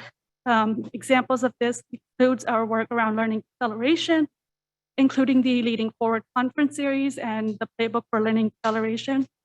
As Dr. Magyar will outline in a moment here, most of these areas are identified for us through legislation. However, we will also be identifying these areas through stakeholder engagement and internal strategic conversation. Second, we will be focusing on capacity building to help our partners in the field do the work that they're already doing, but in more impactful ways. This will include continuous improvement, designing and delivering of effective professional learning, and the evaluation and evaluating the effectiveness of the learning initiative. And finally, we will be focusing on better organizing our resources so the field can access and utilize the resources that are available to them through CCEE. The three categories that we have identified is organizing the resources by role, area of need, and topic. And then that is all for now. I would like to welcome our senior advisor for AB 86 now to provide an update on professional learning funding. Thank you. Hey, Michelle, I'm waiting for my answer. Good morning. Good morning. Just to note, my title is still being considered, so it might change again. But good morning, everyone. Thank you for letting us, giving us the opportunity to update you. This isn't working, right? Okay. Can you advance the slide, please? Actually, can you go back one? I apologize. Thank you. So I just want to provide some additional context for you. Just a reminder, back to Chair Burr's point, we have ongoing funding, we have ongoing obligations, and my colleague and liaison, Ish, will be providing a lot more detail on the budget in his item. But what's important to note is that part of this ongoing funding, part of it is obviously for our operations, but then the remainder of the funding really is to support the professional learning, and it cuts across many areas where back to advise and assist county offices, charter schools, school districts with the goals, actions, and services as identified in the LCAP. Also some support around the state and local indicators that are reported through the dashboard. Additional support for teaching and learning, supporting school district leaders, school site leaders. So we have a lot of different areas that are identified specific to professional learning, in addition to supporting those districts that are receiving state emergency loans. And so we provide the professional learning through those districts as well. So we have some obligations, some responsibilities to predefined program areas that came out of the origins of the organization. What's nice to see now is the opportunity, to Superintendent Thurman's point, the historic investments made on behalf of the state for LEAs.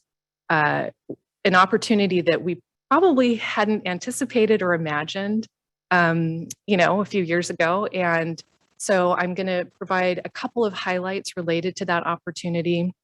There's another item following this one where I can get into a little bit more detail around the partnerships, the collaborative relationships in implementing those new programs.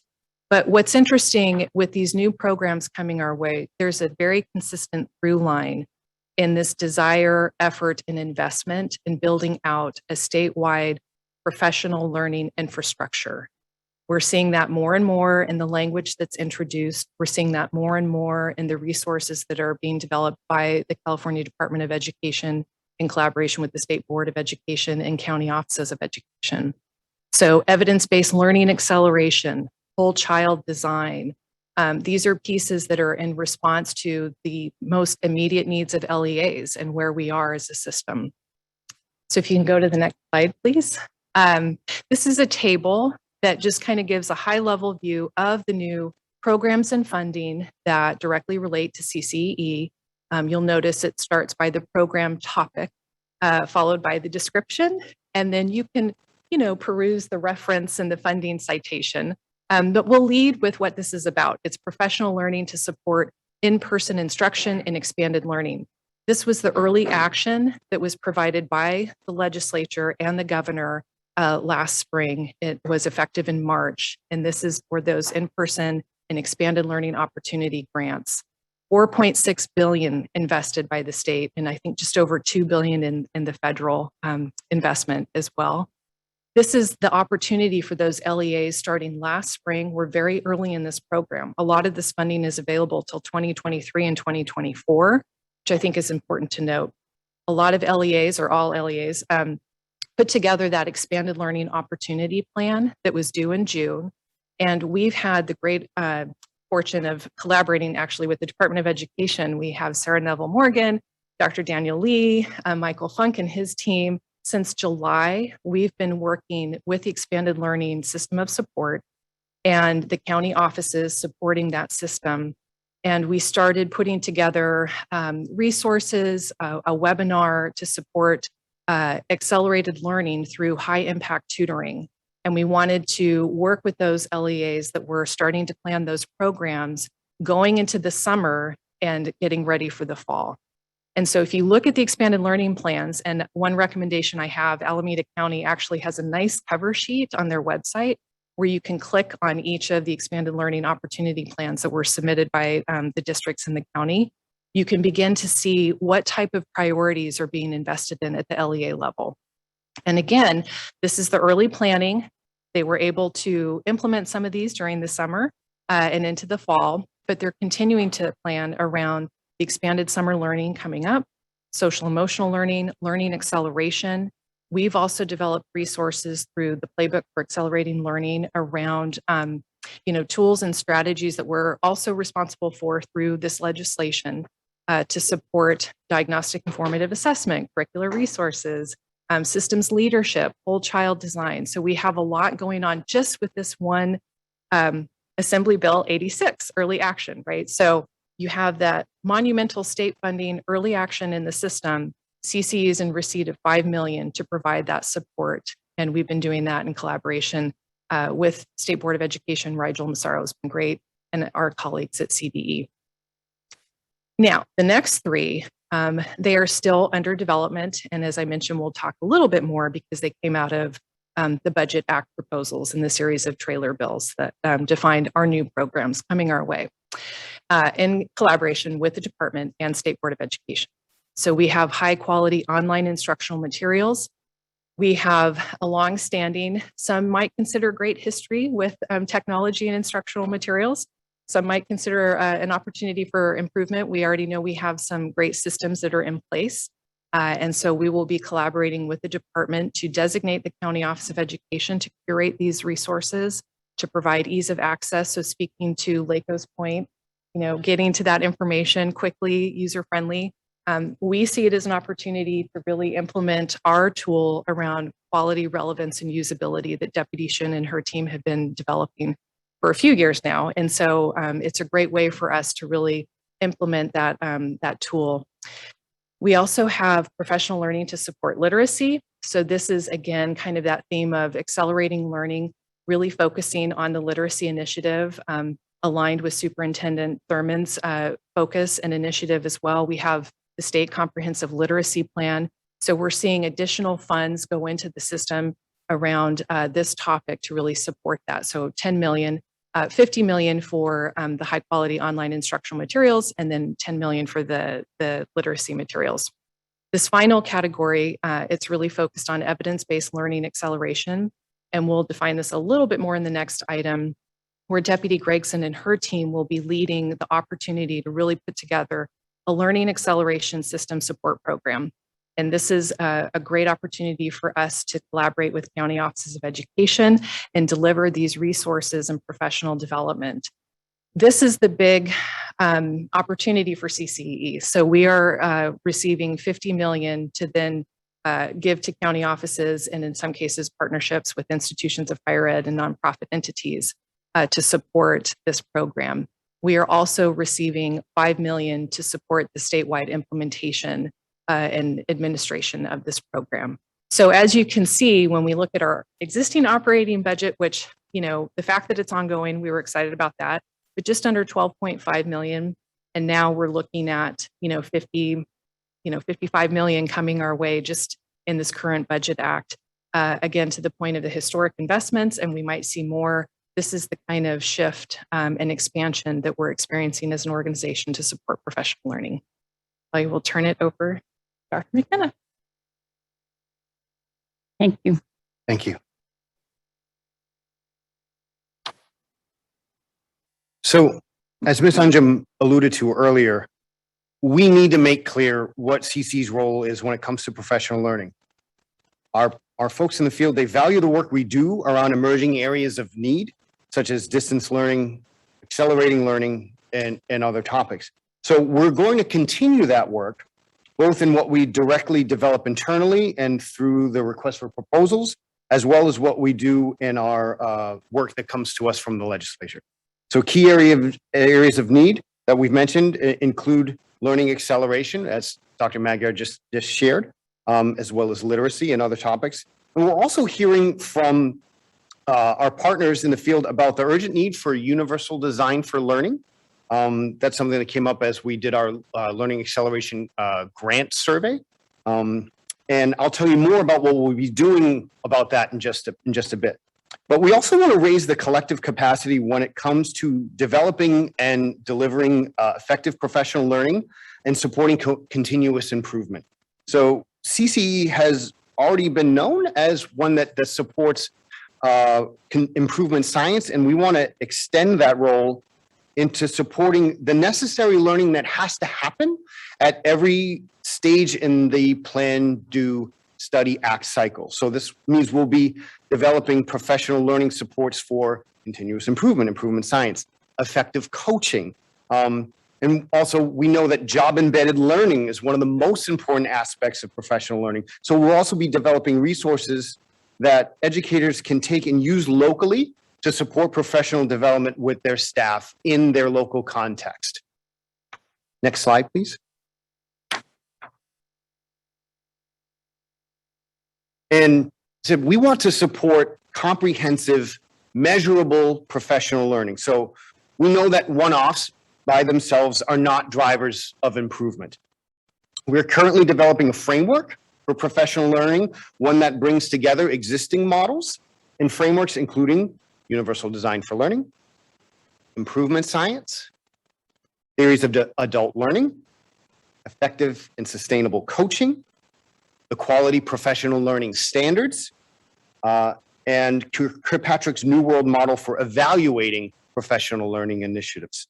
So in essence, we're going to look at each stage of the plan and consider the type of support needed. So thinking about not just the formal learning, but the informal learning and the just-in-time supports. So if we think about a district that seeks to implement universal design for learning, for example, what formal professional learning do the folks doing the planning need to have? The high-level overviews, as well as maybe support for how to do the effective planning, data collection and analysis, stakeholder engagement. How might they be supported by coaching and other social or informal learning options? And finally, what tools, templates, and resources could they use as they do the work of the planning? Thinking about, say, sample local controlled funding language, or messaging tools that they can take and adapt and contextualize and use. Then, if they move into the do stage, we ask the same questions. What formal, informal, and just-in-time supports that school and district need to be effective? And within this framework, we're emphasizing the need for partnership with classroom staff, job-embedded professional learning, and iterative, there's that caffeinated nervous thing again, iterative, data-driven decision-making. And we'll then use this framework as part of our selection process in our request for proposals and grants, as well as the development for new resources. So we'll lay out what things should look like and then say, okay, how do we put that into action internally and support people to do it externally? In our ongoing work to organize and effectively share resources, we'll begin to curate resources into collections that are aligned to key problems of practice and what resources support the plan, the do, the study, and the act. And with this new expectation of ourselves and our partners, we will implement supports to meet those expectations. So offering professional learning opportunities in the framework and its subcomponents. Next slide, please. Finally, as I mentioned earlier, we are really going to be driving hard on universal design for learning, both internally and externally. We're starting with the end in mind. What does it look like for a school to fully universal design for learning with intention and sustainability? So we're using the newly created UDL school implementation criteria from CAST, the originators of the UDL framework. And partnering with leaders and practitioners from the field, we will backwards map from these standards to create a scope and sequence of the necessary professional learning supports so that schools and districts can meet those expectations. And then once we have that backwards map, we will do a resource inventory of what already exists. To Superintendent Thurman's report about aligning those resources and looking at leveraging the things that are already happening, and help people find the resources they need to meet them where they are in every step of the journey, as well as identify gaps that we may now focus on. How might we collaboratively fill those gaps? So that way we can create a well-rounded ecosystem of professional learning supports for schools to implement universal design for learning.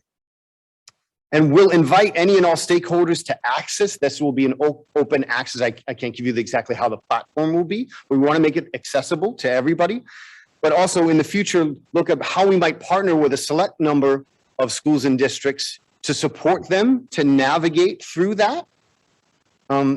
And I'm pleased to report that this work will begin in earnest in just a couple weeks. So on November 8th, we're convening a task force of practitioners, partner organizations, and some of our staff to begin the work of that backward mapping and inventorying. Following that two-day event, we will engage the wider community of Universal Design for Learning supporters. There's an organization that I helped start called the California Coalition for UDL, the California UDL Coalition. Excuse me, they'll be so mad at me that I messed that up. Wonderful people. We think about our California Collaborative for Inclusive Literacy, our friends at Orange County Department of Education, LA County Office of Education, several county offices across the state, as well as the Supporting Inclusive Practices Project, CAST, and all these folks that already work together and try to coordinate open access. How do we support that and look in there with what already exists and help people navigate that so they can find what they need, and also be reflective. So say, well, how do I know what I need? Where are we? And so this concludes the presentation, and I thank you for your attention and your grace, and look forward to answering any questions as well as receiving your feedback. Thank you, James, and the team for the presentation. I'm actually going to kick off if I can. I have two questions. This will be your first test about an acronym. What does CAST stand for? CAST? Oh, okay. So forgive me. They don't. They tend to just go by CAST because the original name is the Center for Applied Special Technology. Their origins were around how do we support people with disabilities to be supported in any learning environment. But since Universal Design for Learning is not a quote unquote special ed thing, it's an everybody thing. We tend to just say CAST. I'm sorry for that, the sensitivity around that. That's okay.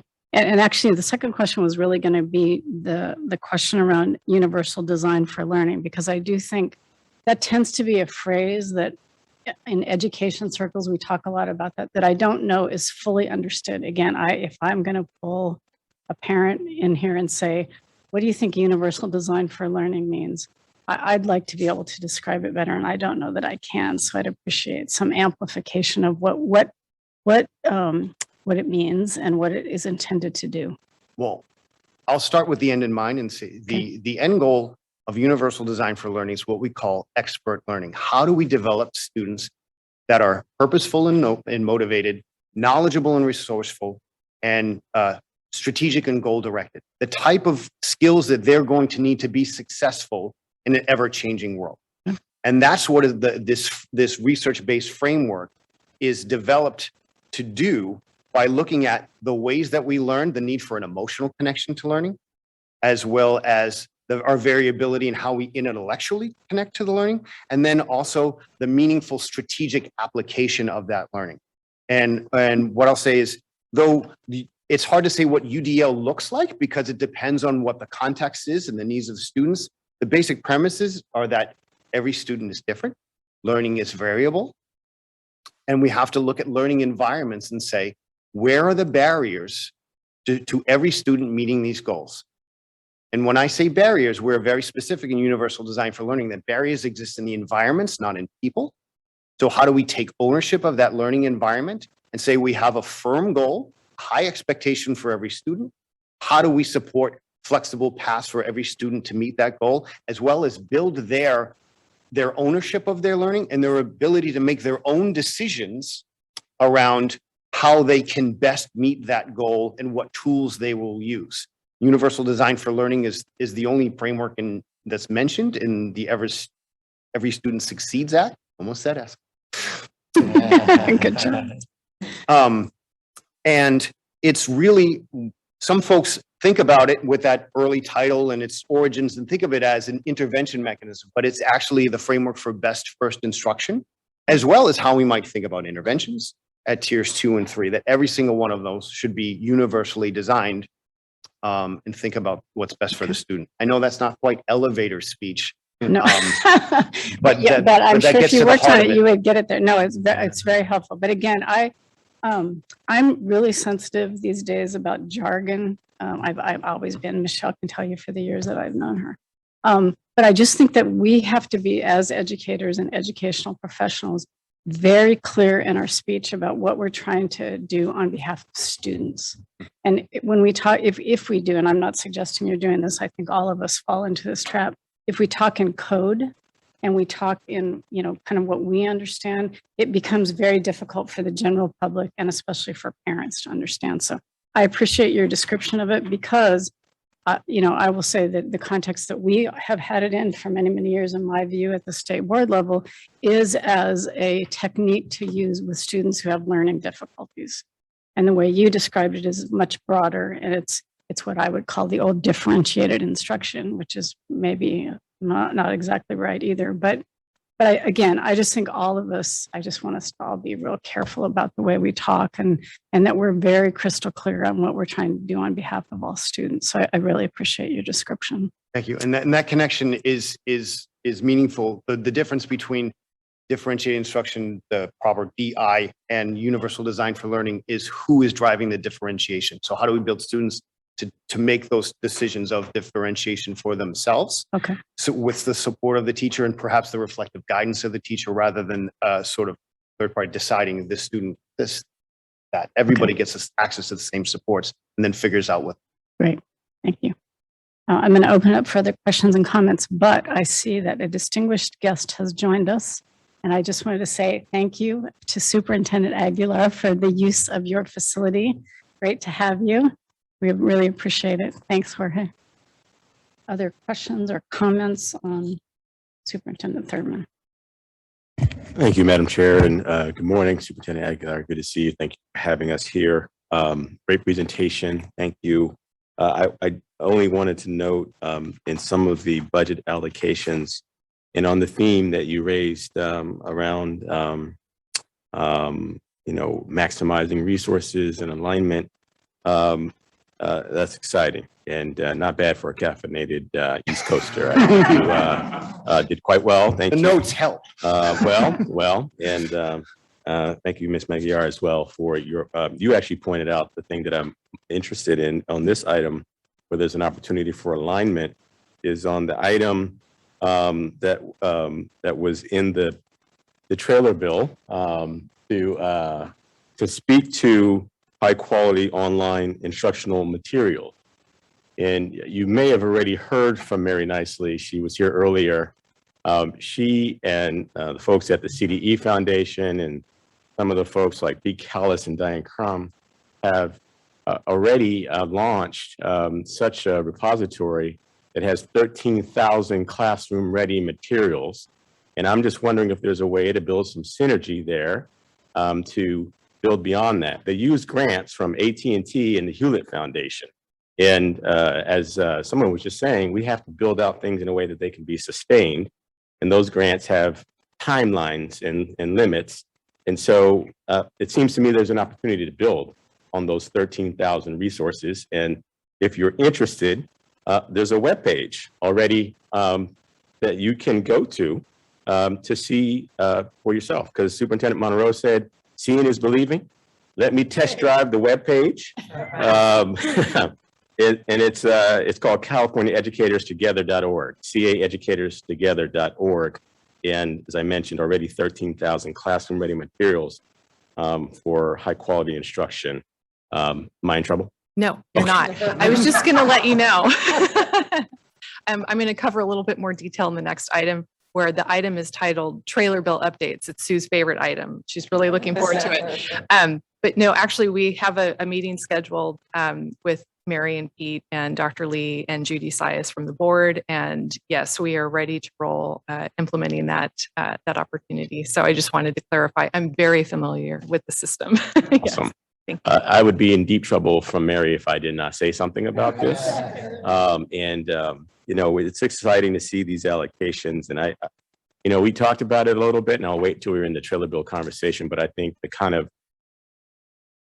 investments that we're seeing, people said to me that there's no way that kids are going to ever learn to read by 3rd grade. And they said that I was wrong to set a goal and a timeline. And I told them, first of all, we set the bar high for our kids and we give them supports to get there. And I also said, if not now, when?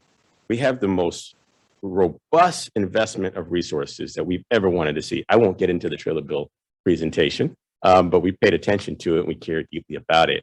And so, but I still think in order for us to make it, we have to layer all of those resources together, right? The state literacy plan has to combine with some of these supports here for professional learning to support literacy.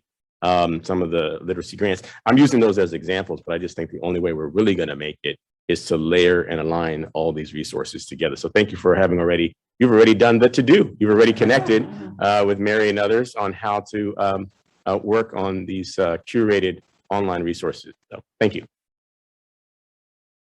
Other questions or comments? Tim? Yeah, so much. Great presentation. You know, I want to come back to the concept of evidence-based professional learning infrastructure, which is kind of everything kind of flows from that concept. And it speaks directly to one of the other legs of our work, which is research and development. You know, they go hand in hand, you know, so if we're going to have that, you know, professional learning culture, that professional learning infrastructure that really adds value, having that R&D is so important to feed that. You know, and I kind of look at CCE, one of the other ways to look at it is, you know, we're in essence, you know, kind of taking on that mindset is we could be an R&D for the entire system. You know, when you think about LEAs, they're drinking out of a fire hose. They're trying to keep the lights on. They got so many different things coming at them. And some of the bigger districts, some of the bigger county offices, they obviously have that. But I mean, if we really kind of lean into that and say, you know, we throw out terms, continuous improvement, capacity building, best practices. I use those terms all the time, but what does all that mean? Well, that's what the R&D defines, you know, in all the different areas. And then you build the professional learning around that. And I think that's really an important thing. But also that communications piece is so important. And I've obviously people who've followed me on this board, I've talked about communications from, you know, all the time, you know, defining our role, what we do. But in this context, that means within 3 clicks, people can get exactly what they need. And I think, you know, when you go back to some of the other things about what can we do better, we have so many resources, you know, but after 3 clicks, if they can't find it, they're moving on to someone else. You know, to me, part of an effective communication strategy isn't so much, yay, we're CCE, here's what we do, is by doing the work and doing it very effectively so people can find exactly what they need when they need it. You know, that whole just in time, I love that phrase, but what does that really mean? That means people finding exactly what they need when they need it. So that communications layering around the R&D, feeding into the professional learning infrastructure, I think all those things really go hand in hand. I love the Friday Fives that we get. You know, I read those. You know, I learn so much through those. Yeah, and those are amazing. You know, so continuing to do that is really, really, really helpful. But also when you talk about that mapping, you know, well, what's that mapping look like? Well, we already know who's in differentiated assistance and we know why they're in differentiated assistance. So, you know, we can provide general resources, but the other thing that we really, part of that mapping is what do those specific LEAs need? Because we probably have the resource for them, but it's being able to work through the county offices and saying, hey, this LEA needs this, we have that resource. This LEA needs that, rather than putting out a lot in the universe, you know, being really intentional about communicating the specific resources to the districts, you know, that need it when they need it. I think is really important. And then the last thing I have is when it comes to professional learning is the train the trainer model. I think is really important as we have the evidence-based R&D and we're doing all these different things. You know, we're not a professional learning. We don't do PD for, there's other organizations that do that PD. But if we can train some of those organizations who are doing a lot of that PD within districts, or we can train districts themselves, hey, here's the research on topic X, here's the research on topic Y, and really take on that train the trainer model, because we're not going to be in 1,000+ LEAs, but we can certainly connect with those folks who are doing that training within the county offices through the district. So I think that as we build out that professional learning infrastructure, which I've never heard that phrase, but I find it interesting. But I think that's what part of that should also look like, is really taking on that mindset that we're going to really elevate the conversation for those that are doing that work on a regular basis. Thank you. I think it's very important what you talk about, because part of what we're thinking about is changing or getting a more clear mindset around what effective professional learning looks like. In my experience as a paraeducator, as a teacher, as an administrator, that sometimes I was part of very effective systemic professional learning, but there's also one-offs. And I had many districts would reach out and talk to me in my previous role and say, can you come in and do a day? And what we would then engage in some conversations about, well, what happens before me and what happens after me? And so what we're trying to do is help change that and say, let's talk about before all the teachers or your paraeducators or your school staff go to training. What are all the things we need to do in place? How do we have to have coaching systems and collaborative mechanisms within the school day that help them then work with each other and talk to each other about how they're applying their learning? How do we build in that evaluation piece to see, okay, what's working? How can we improve that? Because many of us, everybody wants to improve, but sometimes their previous experience hasn't exposed them to what effective improvement requires and how it's possible, which leads to then a sort of a negative mindset around professional learning, right? It's done to people instead of with them.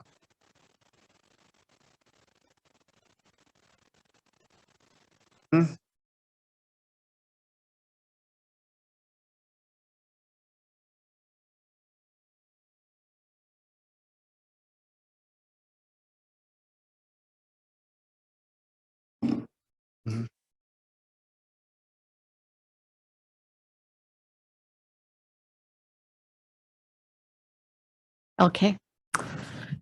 This is just to tag on to these remarks. What I thought about, particularly with universal design, is that particularly when my team at the Alameda County Office of Education chose to invest in that and to become trainers, essentially, was the power of the convening.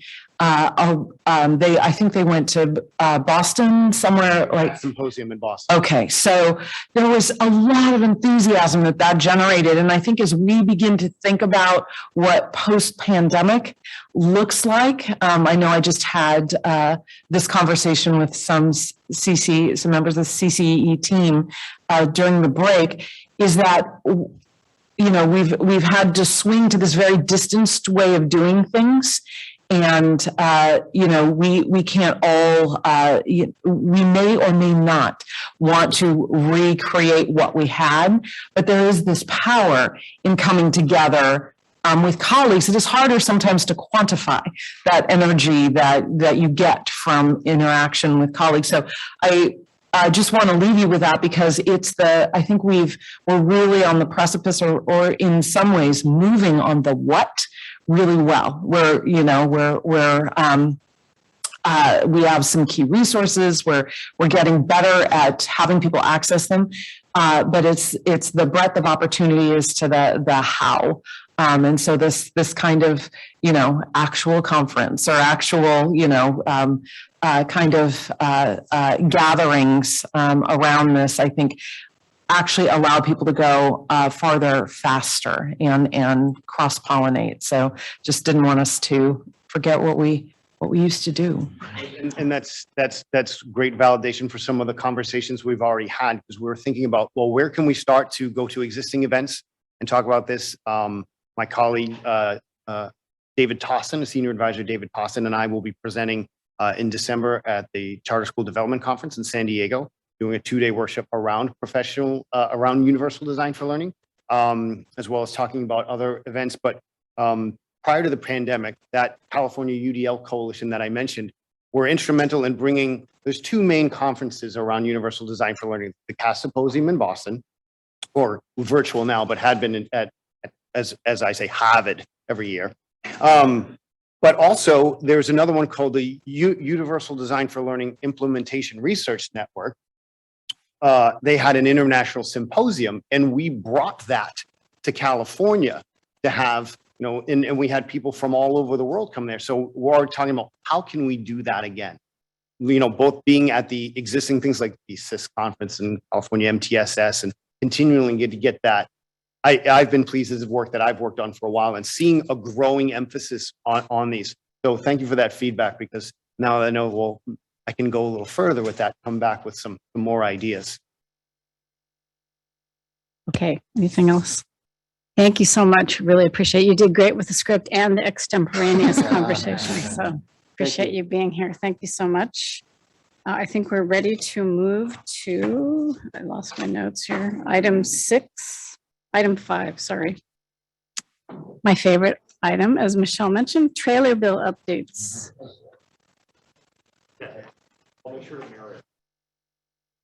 Sorry. Thank you, Mr. Baca. Yes, before we move on to item 5, is there any public comment on item 4? No public comment. Okay, item 5.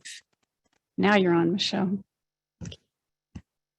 So before we begin this item, I just wanted to reference the board cover memo, which is a summary of each of the sections that we're going to be reviewing, leading with the program title, a high-level description, and then the comprehensive reference following that.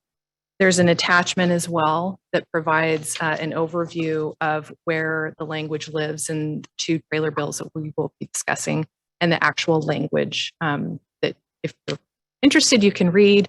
And we also have our forming statute as a reference, Education Code 52074.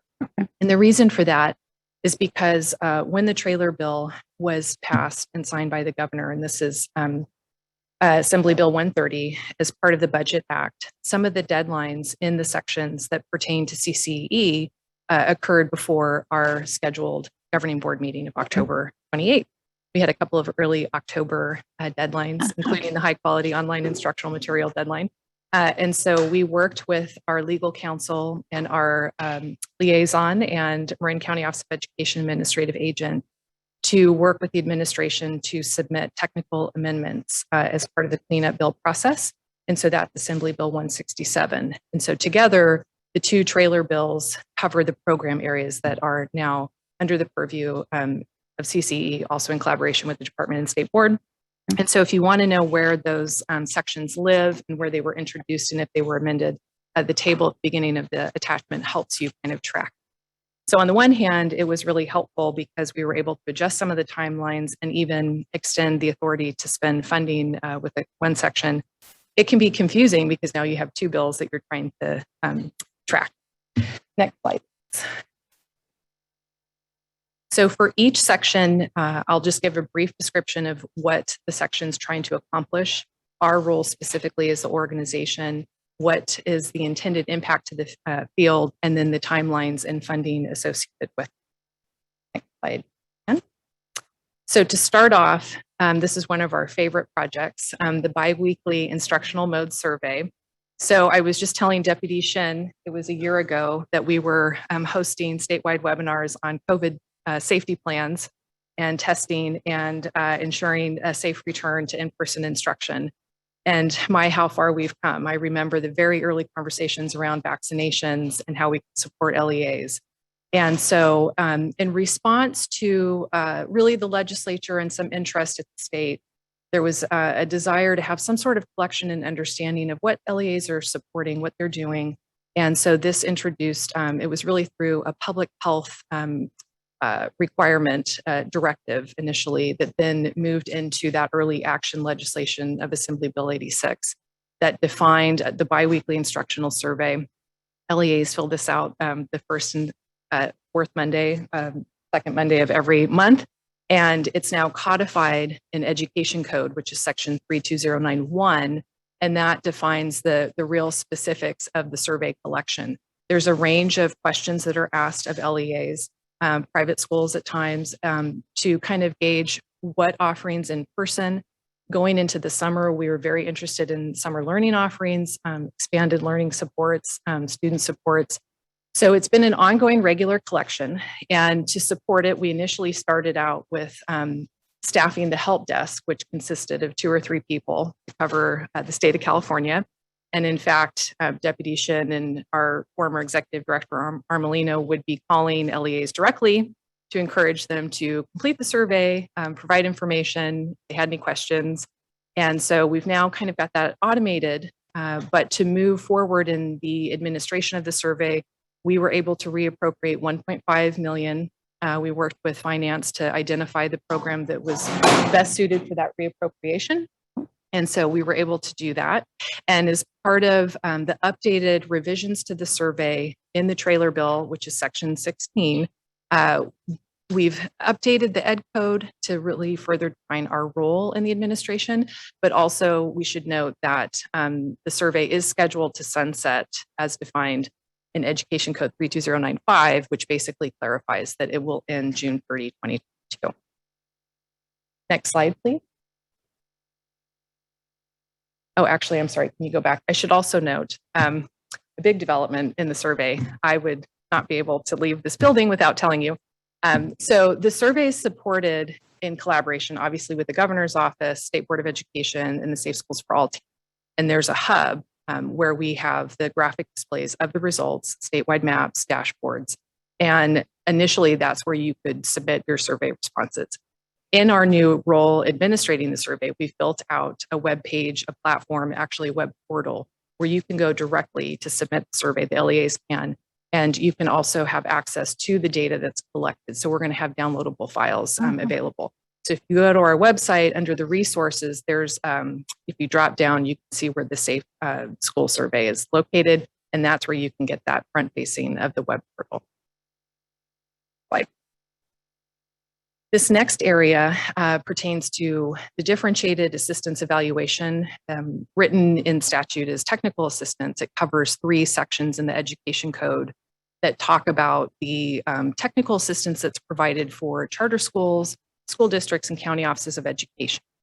This is an opportunity to take a step back, review the system.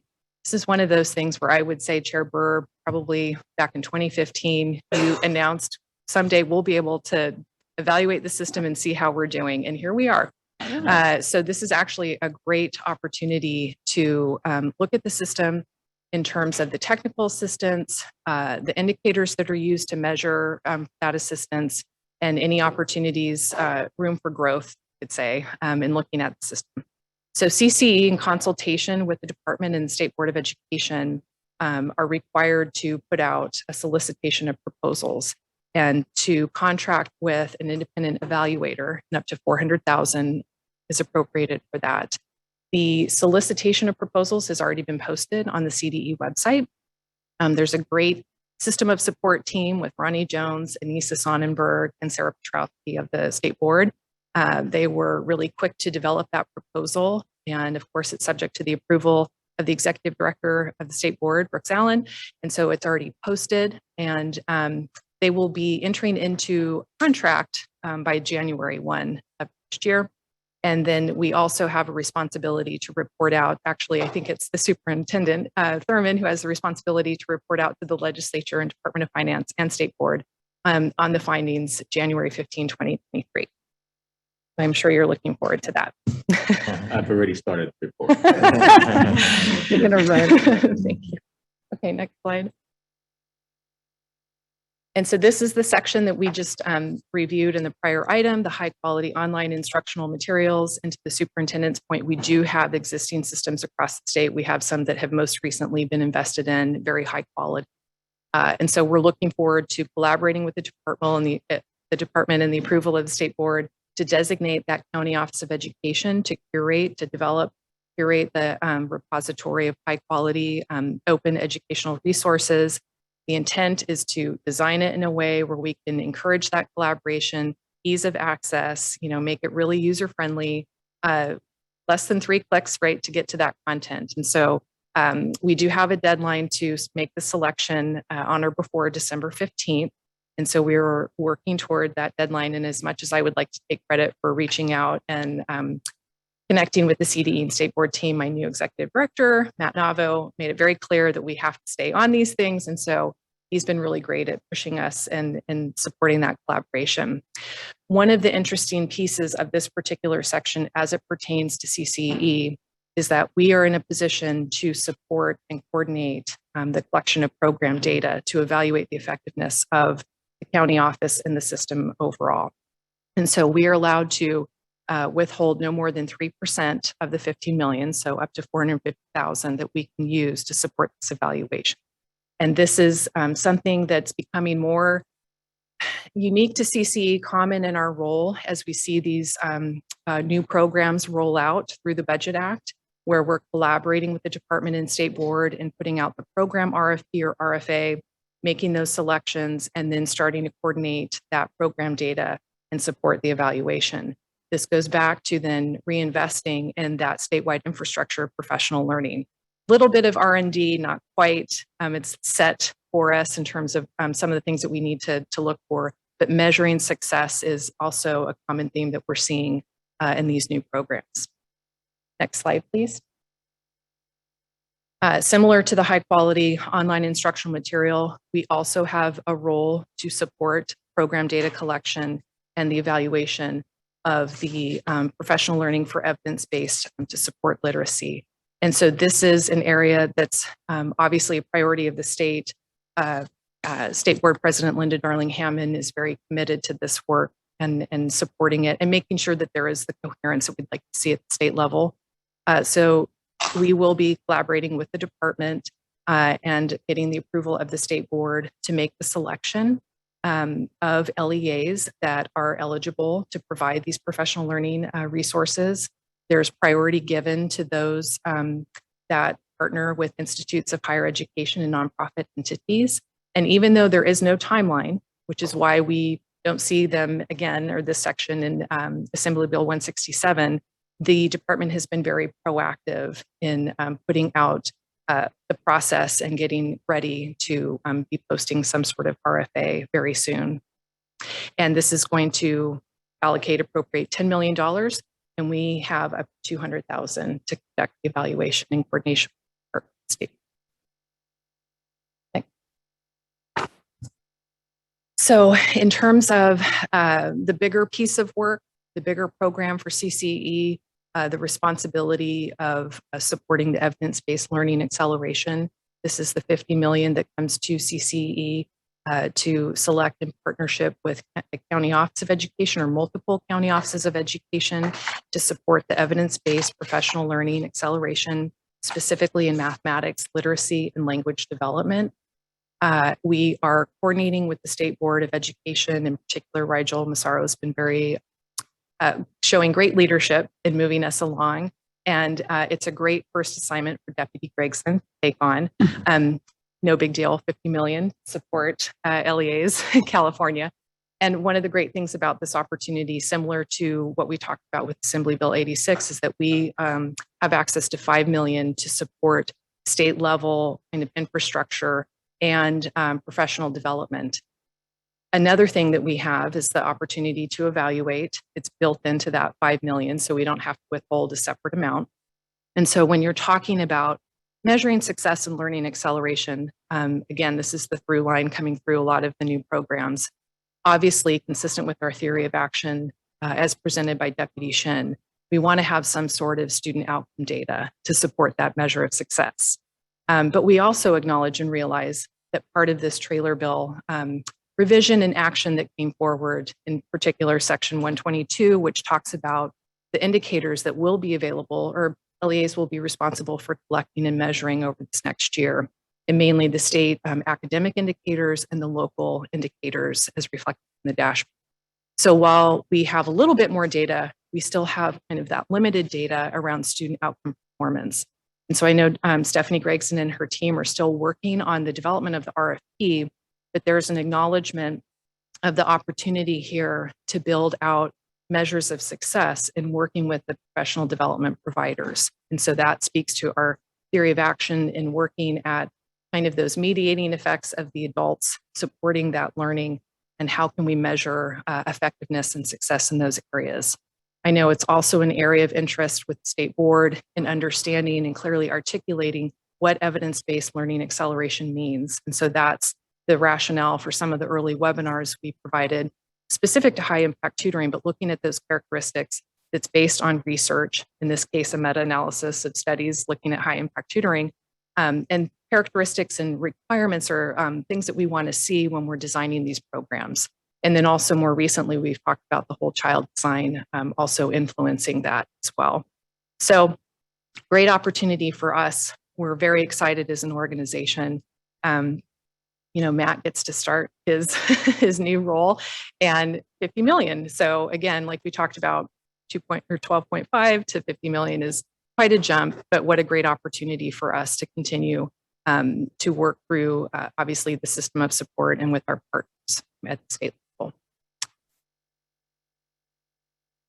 Statewide Model Curriculum Coordinating Council. So this is a newer opportunity program that was introduced in actually Assembly Bill 167. So it was kind of a nice surprise when we saw those technical amendments to the other sections, that here's a great way to further collaborate with our partners at the Department, State Board of Education, and Instructional Quality Commission. Right now, the language is written to focus on 4 specific areas within the history, social science, but the intent is to really support that encouraged participation with different partners. So you can see the sufficiency of the partner engagement, including the inclusion of diverse and regional voices, is very important to this process.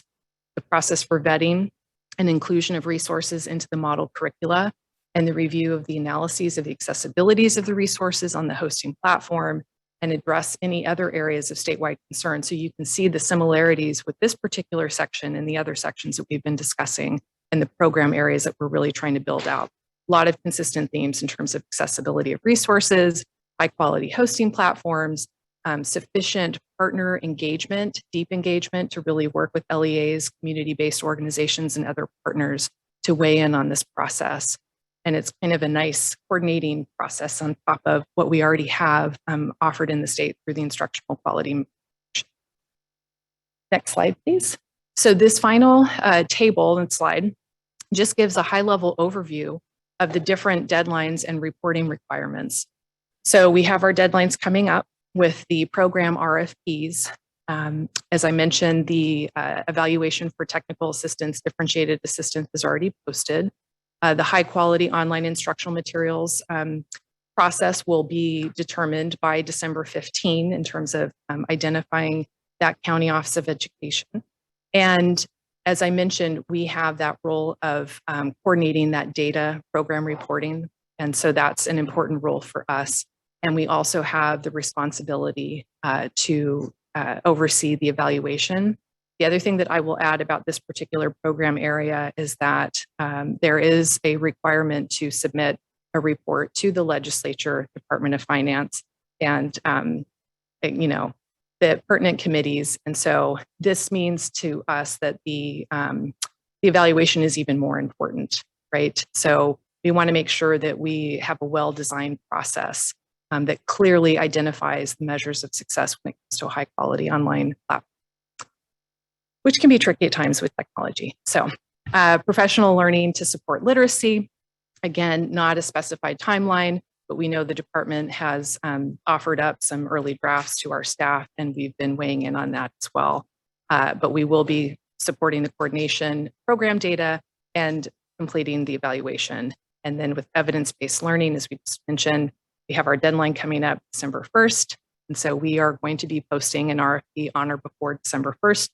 And then we plan to post the RFP to support the evaluation in early December as well, near or around that date. So it's a great opportunity for the organization, again, to collaborate with partners.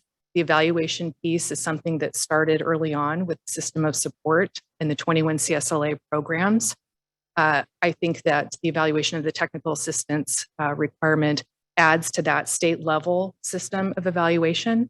And now we're starting to see the opportunity to evaluate at the program level more specifically to then inform that statewide infrastructure for professionals.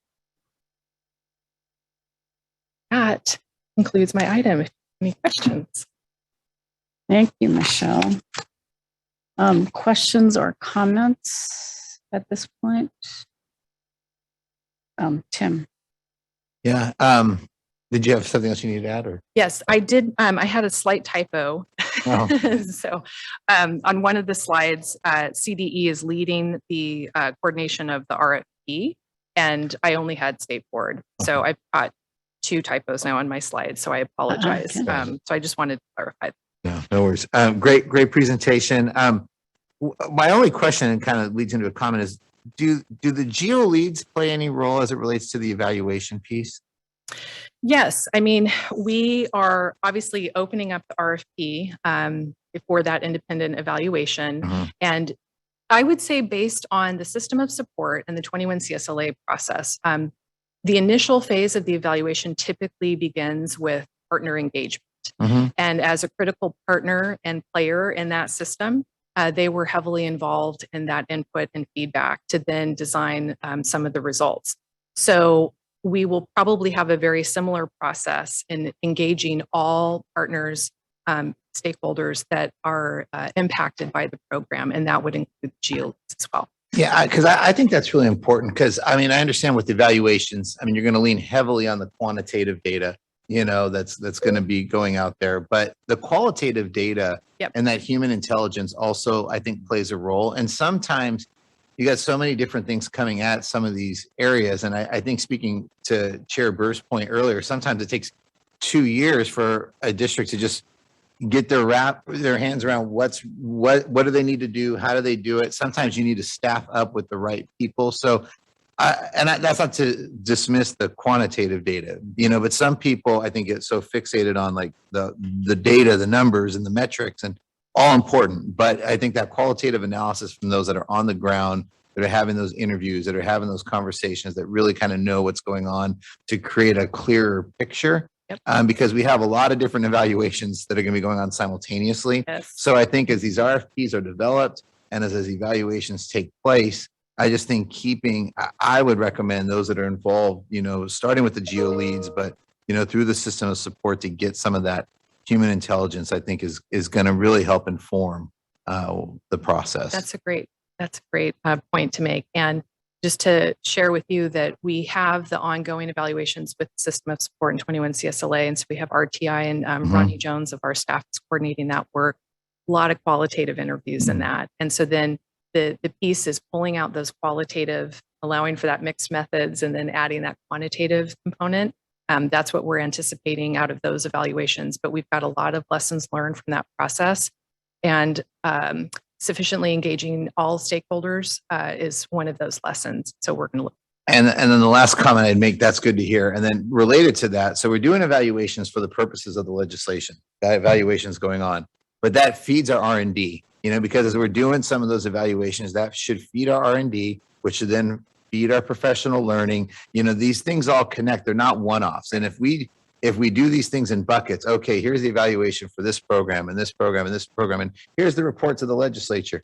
Well, we might have technically met the requirements of the bill, but we're not really feeding the system. So I think if we recognize that these evaluations serve multiple purposes, yes, they will be part of the report to the legislature, but they also can inform our R&D, which informs our professional learning. So I think if we have that growth mindset, and we go back to those 3 buckets, what's going to help that teaching and learning, what's going to help it transform systems, what's going to lead to innovative practices. I just think everything we do needs to have a broader focus than just, well, we checked the box on the trailer bill. We did what the legislation said. Right. So Excellent point. And we appreciate you also bringing that up in the earlier item. It's something that we've been discussing. Deputy Shen and her team have been working on kind of the evaluation and impact initiatives and how they go hand in hand with opportunities to incubate, innovate, test some things out, short cycles. We've been talking about different ways that we could even restructure some of our initial plans on the programs that we've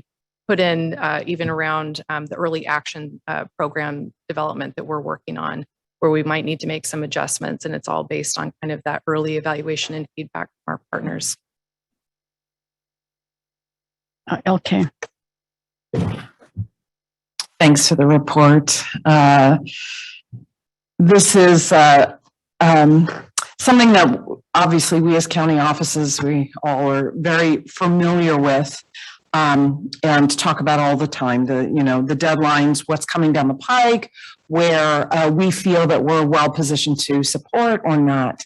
So I think that's something that I want to make sure I'm saying from this dais, because as we're looking at the system of support and how the system continues to be a system that, this is also building on Member Sobrani's point, that there are conversations behind the scenes, and that sounds a lot more clandestine than it is, offline, that are going on with county offices, with CCEE, with CDE. And we have a real opportunity right now to just really dig in defining this. And I do think, as I'm looking at these separate initiatives, which are all in service of California's children, what is the student through line, and how, as to the graphic that was shown earlier, how are all of these pieces and parts working in service of that? So often you'll hear certainly from LEAs and also from county offices that, this really needs to focus on how it's going to benefit the field, how it's going to work on the ground. And so I just want people who might be listening to this kind of higher level conversation to know that at our tables, that's what we're talking about all the time. So how exactly do any of these initiatives actually get walked out? And it is county offices and service of LEAs who are figuring this out in real time. So I just want to make that sunshine that. Thank you. Mm-hmm. We had an early webinar in September just to introduce the Learning Acceleration Grant opportunity. We had a lot of county office representatives attend the webinar and provide exceptional feedback, a lot of feedback just from the field in terms of some of the areas that we should focus on and consider. And so I know Deputy Gregson, as she's drafting the RFP with her team in Marin County Office of Education, a lot of eligibility opportunities, requirements, criteria that are being factored into the process. And I think also kind of the early understanding through the evaluation process is another way to come back and revisit these grants. We're not sure at this point how much will go out right away, given LEAs and where they are with professional learning. And so we're working with the State Board of Education to determine timeline, the amount. As Executive Director Navo would reference, kind of the on-ramp that's needed to support these programs. And so that's where we anticipate the county offices to be critical in supporting that element. Can I add one quick thing to that? Something that I have also had conversations with, folks at CD and other places, and anyone else who might be willing to listen, is the fact that there are existing networks or ways of working, certainly amongst county offices and some districts regionally.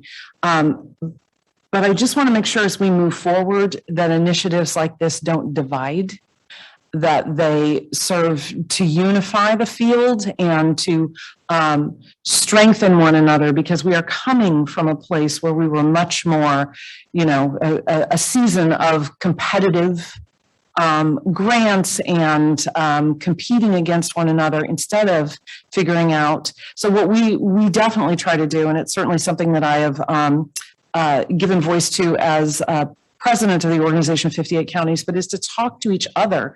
This is coming, what are you well positioned to do and why, and having those conversations instead of, we're going to go for that. Are they going to go for that type of thing? That is still happening. So if at the front, I understand that the people who are applying for the grants can't necessarily be at the design table. However, getting some really critical stakeholder input and knowing who is best positioned to do this and why, and ways in which we can support each other. We now as county superintendents are writing letters of support for other county offices and really making sure that that is a focus. That's an exceptional point as well. We recently had a convening of a combination of CVE, county office practitioners to really dig into social emotional learning and its potential impact on mental health and well-being in response to Superintendent Thurman and Executive Director Navo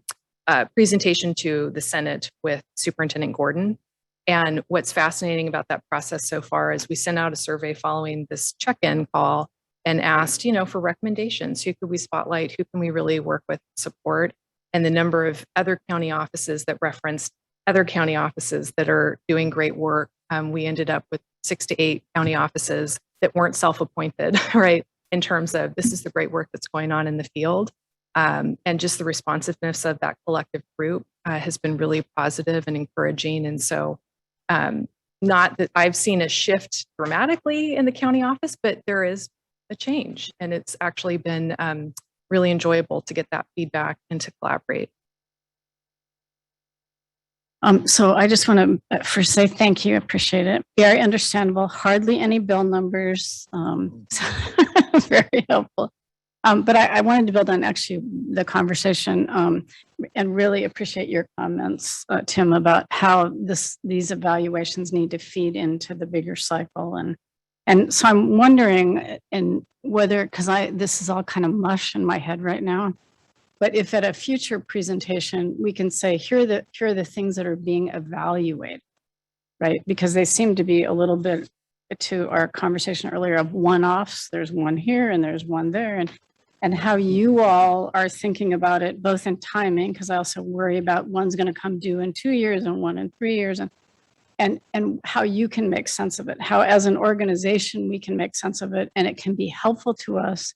It can feed into our R&D and then ultimately into professional learning.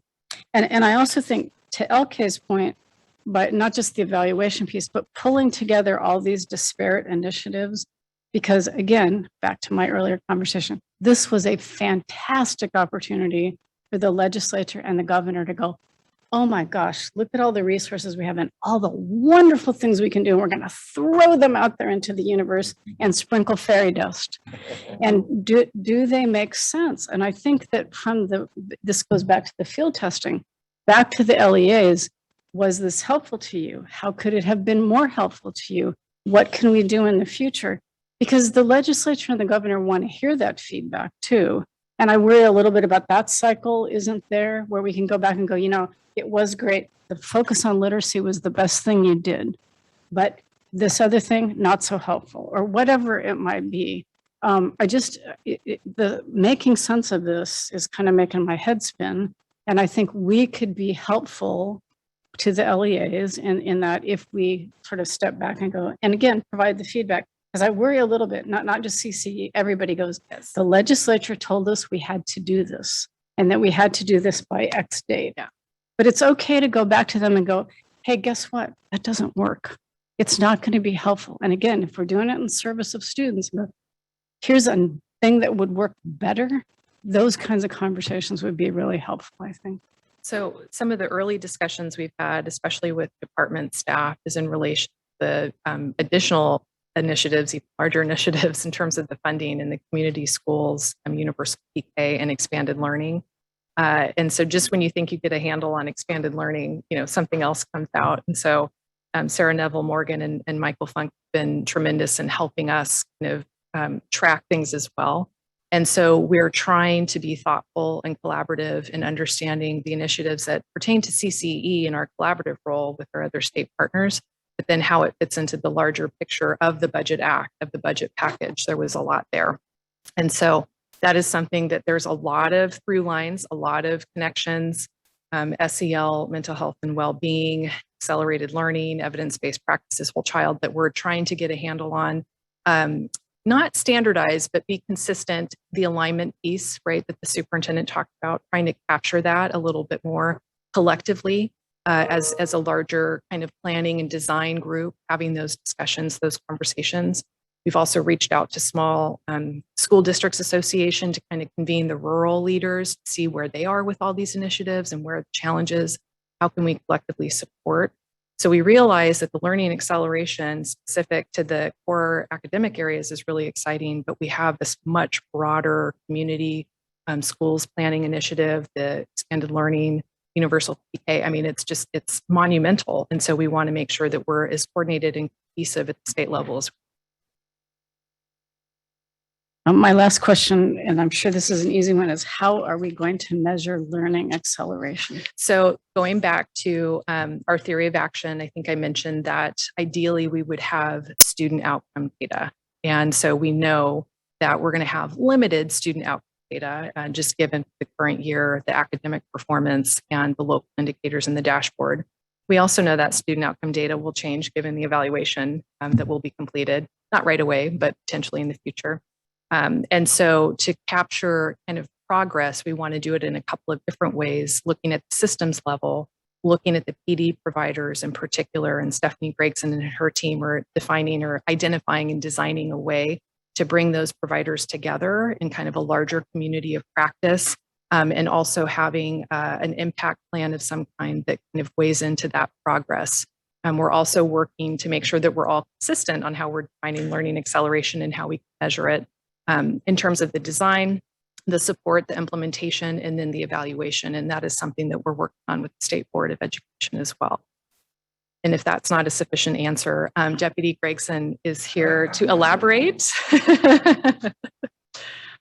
Well, I don't know. I think the answer is we don't know how we're going to measure it right at this point. But I do think, I mean, we, in my view, we are at a pivotal point in public education.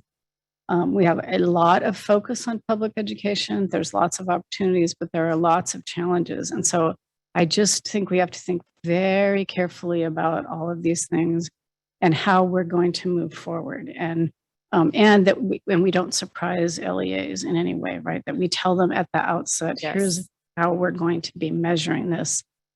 We just had that conversation yesterday, actually, in terms of some of the design features and how would you budget and what would we cover in the 5 million? And so, yes, we are definitely working on that. Superintendent Thurman. Thank you, Chair Burr. If I could riff off of that, I think on measuring accelerated learning, I think that many made assumptions about what schools were going to do collectively, but we live in a local control state and the resources have been allocated in that way. And so I'll just give the example. People made assumptions that every school was going to have some kind of robust, longer summer program that was going to be designed around learning acceleration. I made that assumption, actually, that there might be a way to get there. We actually, Dr. Gregson, Deputy Shin, and others, we were all convening educational partners to brainstorm what might that look like. And then when the allocations came out, they basically said, here's the money, and you can do whatever you want to do. And there were references to a longer school year and a summer. And I guess I'm saying all this to tee up the question as you all think about the learning acceleration, and we like to think about it with you in measuring it. How do you cause a whole system to do something and then measure the impact of it, see the impact of it when there's that sort of everyone go do whatever you're going to do kind of approach? And I don't know if you all heed that up at all. We think about it. Well, I lose sleep about thinking about that all the time. yeah, we're talking to Dr. Daniel Lee about it. So that's the convening that we've I'm going had. to text him and say that you said Dr. Lee has all the He knows. answers. I've talked to him 3 times now. So, well, with Executive Director Navo. So yes, we've had a couple of convenings now. And just to reiterate that Dr. Daniel Lee and Sarah Neville Morgan have been just incredibly responsive, and their staff. And so one of the first sessions, we really tried to tackle kind of the data, and we're thinking of doing a data scan of some kind so that we're not asking LEAs to do something new and different, that we can use what's already out there. And we're in the very beginning conversations of how we can move forward as a collaborative group, kind of even like a pseudo advisory group to kind of reconvene on a regular basis. Of course, the question you received from Senator Glazer at the hearing prompted that desire to measure impact. How do we know the 4.6 billion is effective? And so from there, we've been able to kind of identify different county offices of education, CDE staff, practitioners come together and help us really think about the design of measuring this impact. And so we know it's obviously going to be very challenging, but important. One thing that I would note is that part of the technical amendment that we had in the cleanup bill was to extend the ability to spend the funding to 25-26. One thing that we've noticed is that there are different dates in different bills in different times. And on the one hand, the staggering could help, make it simple for LEAs. But when you want to align kind of that program support, you want to make sure that you're aligned with the funding. And so I think with the early action in particular, you have some funding that's available through 2023 and even 2024. And so we want to make sure that we're even able to support that evaluation and measurement of impact. And we're falling short of that in terms of how the language is written. So one thing that we might consider is as we get closer into the first early cycle is probably going back to finance and the administration and having a conversation about how can we be more thoughtful and giving LEAs the time to ramp up these programs and make sure that we're measuring something that's actually worth measuring. And so I know that's been an issue recently in terms of understanding where the funding's going and how it's being used. Yet the expanded learning plans proposals just came out in June. Some of them are very well developed in identifying potential funding opportunities, but they don't have to update the expenditures until December 1 of 2022. So we've got some time to really think about how it's. You mentioned Senator Glazer. As soon as he asked that question, I started texting our team saying we have to meet, talk about how we're going to measure this. And then you prompted Executive Director Navo to convene the group, and here we are. So we appreciate that. It's a great question. It's a difficult question, and it really speaks to the need to have that coherence at the state level. And I know the state board and even the governor's office is very invested in that coherence. Has there been any consideration to asking LEAs to make a commitment to be all in towards something? Meaning if we all say at the state level, we're no longer an agrarian society, hint, hint, hint, summer programs can be robust. Yep. That didn't jump off that way. But if there is a conversation maybe that comes not from the state down, but from the LEAs up to the state designed, and would you pledge to show your commitment to improve acceleration of learning, and then what supports would you need to do it, right? And then CCEEE and AXA get engaged, CSBA and others around that type of a strategy. But if it goes the way it went, say with independent study, where people were asked, what do you need to get schools reopened? And then what was provided was a system that has in the scheme of the Delta variant been untenable, then you will get more frustration. Not you, I'm saying we, from our district. But I don't know if there've been any conversations about really asking LEAs to make a commitment to say, share what your strategy is for learning acceleration, make a pledge to say, we will do, you get to define it. We will do these things, and then ask what supports are needed, and then break up that $50 million in the ways that they need to help them get there. We try to spotlight the best we can, but we haven't had that systemic approach to that ask, that request. Just thinking. Yeah, thank you. Just thinking out loud. I appreciate you. Thank you. Thank you. Matt? No, I'll just say briefly, I know we're running short on time, but I want to thank, you, Michelle, and your team for putting together such a clear, and I think it's a clear presentation in light of many balls in the air here. And I think everyone sees that. We're trying to figure out how does it all come down into a puzzle in such a way that people can make meaning of it. Incredibly challenging. I want to thank James also and Suji and your team for a very clear item prior.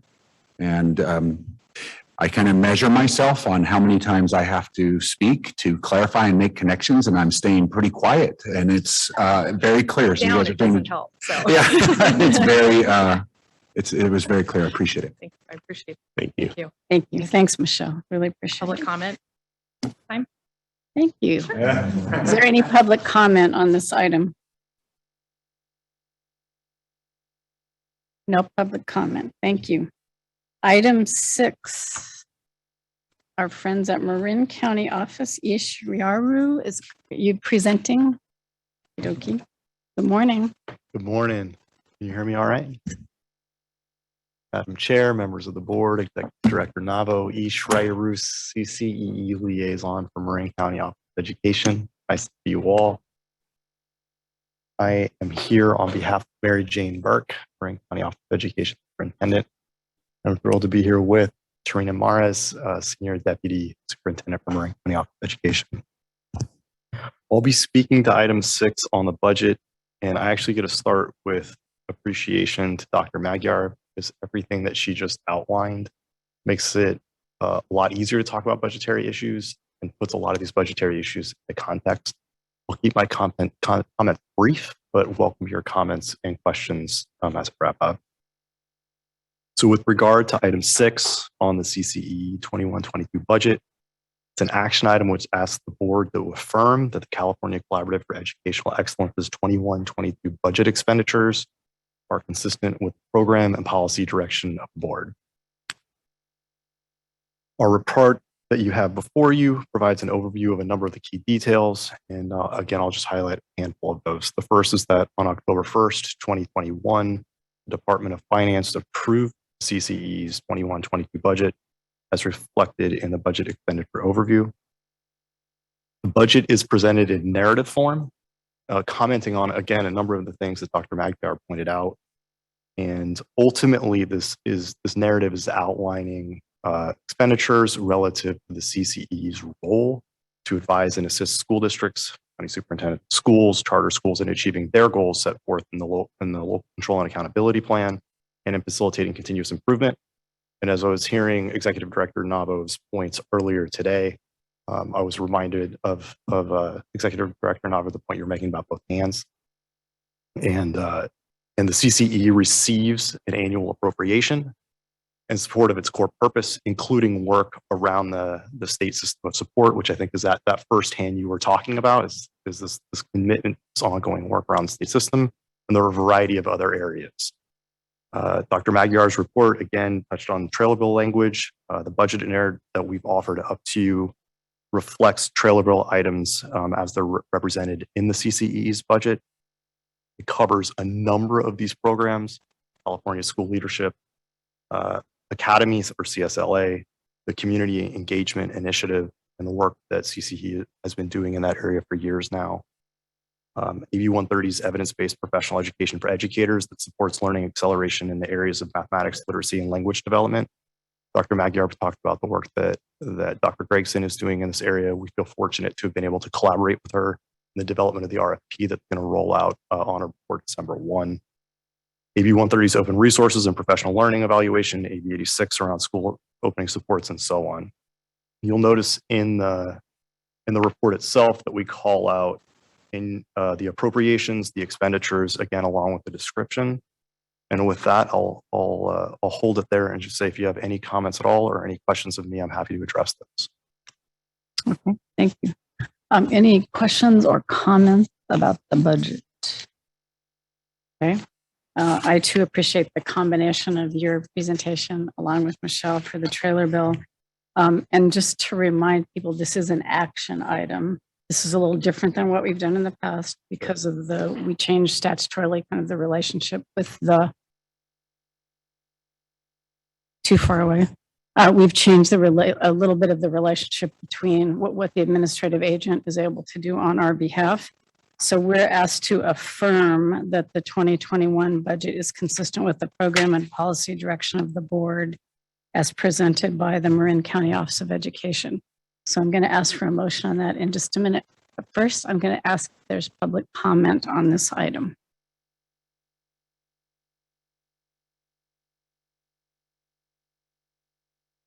Okay, no public comment. Is that right, Liam? Okay, No public comment on item 6, so I would ask for a motion on this item. I'll make a motion that we affirm the budget as presented. Thank you. Is there a second? I'll second. Thank you. It's been moved and seconded. I'm going to call the roll. Member Monroe, Aye. Superintendent Thurman, Aye. Vice Chair Sabrante, Aye. and the chair votes yes. It's passed unanimously. Thank you. So Ish. much. Thank you so much. Okay, that brings us to item 7. I'm going to take the temperature of the board for just a second because we have been sitting for a while. Do we want to do like a 5-minute break, or are you ready to power through? Pardon? I was just saying, for me, I can go either way. I don't know how long item 7 will be. Okay, about 10 minutes, is that what we said? 20 minutes. So let's, I will say, I will do an executive decision. So let's take a 5-minute break so people can stand. And I think former Executive Director Armelino will be joining us by Zoom, and that we'll make sure that he has an opportunity, although I see him on there. But we'll be back in 5 minutes, Tom, I promise. Welcome back, everybody, to the meeting of the California Collaborative for Educational Excellence. We are now on item 7, an item that will be a fantastic celebration, I know, of the service of our former Executive Director, Tom Armelino. And to start off the presentation, I'm going to turn it over to Matt Navo. Thank you, Board Chair. And we have been looking forward to this, and we know that Tom is unable to be with us today, but it doesn't take away the fact that we have all been looking forward to celebrating his leadership at the CCEE, as well as his statewide career and impact on the state of California. He is a tremendous, as you all know, leader and friend and colleague to many people in this room. And this is our opportunity to just recognize him. I'm going to turn it over to Rocio Gonzalez-Fausto, who's going to help us walk through this. Thank you, Matt. Good morning, board members. As Matt mentioned, I'm here to shepherd us through in recognizing Tom's leadership here with us at CCEE and in California. So we can go to the next slide, please. So I just wanted to share a few snapshots of some moments in time of Tom's career in supporting California schools and students in California. And Tom, we look at you at Zoom there. I think you all know we at CCEE are extremely, grateful and happy to have worked with you. And we have some voices from the field who are going to be calling in to share some words from recognition as well. So we're going to go ahead and queue up our folks. And up first, we have, I want to say, Brooks Allen, current Executive Director and State Board of the State Board of Education.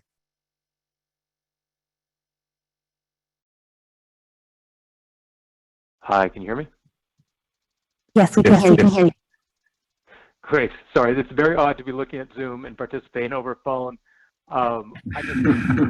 Anyway, Tom, I actually can't believe we're here. I think about the journey that's been traveled, and really just wanted to call in to join all those who are singing your praises and expressing deep appreciation. When I think back to when you were first coming on board to helm the CCEE, and what a pivotal time that was, with Dr. Cohn really helping launch the CCEE, and then you helping give it shape, really from everything about ensuring continuous funding to giving it structure and mission, headquarters, all those things really built it, and bringing your incredible credibility to the organization, having been such an outstanding leader as both a district leader and county superintendent.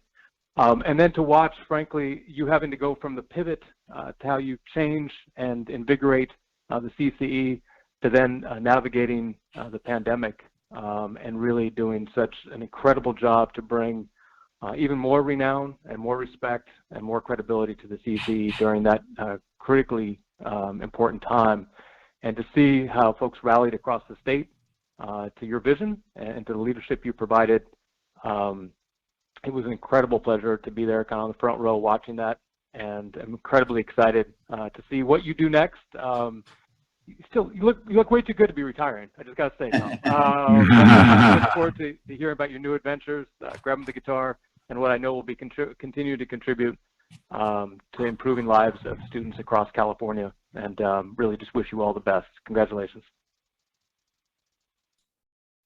Thank you again. That was Brooks Allen, Executive Director. Wait, I do want to make note that we had some people who unfortunately won't be able to call in. As we all know, there's a very busy time in education. And Tom, you can probably expect to be receiving some text messages and calls from some folks as well. Up next, we have Dr. Carla Estrada, the former Deputy Executive Director of CCEE and Direct Technical Assistant. And actually, it's a special call. It's coming from outside of the country. So I have her on speaker. Carla, whenever you are ready. Hello, CCE board members and the CCE team. I hope you are all doing well. Thank you for the opportunity to join this call today to recognize Tom by sharing a few words of appreciation. I had the pleasure of working with Tom at the CCEE as the Deputy Executive Director. And I, like many others, was able to see how Tom's deep commitment to service, leading with courage, and being helpful to others lived in his actions daily. Please let me know if you cannot hear me. We can hear you perfectly. You can? Okay, good. Sometimes internet connection can be funny here in Mexico. I observed him act in critical ways that we would expect from any leader. However, with Tom, he did something that we all know is even more important in leadership. He knew how to inspire me and others, no matter the situation, by how he made us feel. One of my favorite quotes is one by Maya Angelou. People might forget what you say, but they will never forget how you made them feel. Here are two examples of how Tom made me feel inspired, and that I am most appreciative of. Tom made me feel like the impossible is possible. No matter the challenge, Tom makes you feel that a challenge is an opportunity. So let's get after it. Actually, we say that to us. Let's get after it. Because we must do what we can. He was modeled this belief, but also encouraged us to persist for the greater good. The second example is how he made me feel like our stories mattered in his work. He shared stories about his own upbringing in life and cared to understand the stories we also brought to this work. He cares about education and the educational opportunities that students, families, and school communities have because it's personal, not a job, but an opportunity for him to give back. Education changed his life trajectory, and what he wants to show is appreciation. Now, these are just two examples that most resonated in my heart and mind during my time accomplishing things together with Tom and getting to know Tom. Being able to enrich people's lives through inspiration and action is essential in this work. And Tom, I am grateful that I had the opportunity to feel inspired by your leadership. I do remember much of what you said to me as well. Do not think I did not. Now, California schools benefited from your leadership, and there's still more that you will do. Enjoy the next adventure, and thank you. Thank you, everyone, for the opportunity. Again, that was Dr. Carla Estrada, our former CCE Deputy Executive Director of our Direct Technical Assistance. Up next, we have, next slide.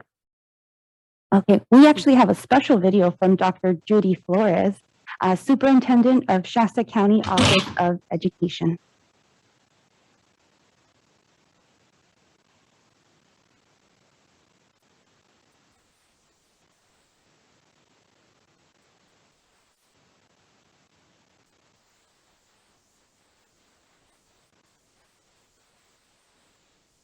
Yeah, she was there.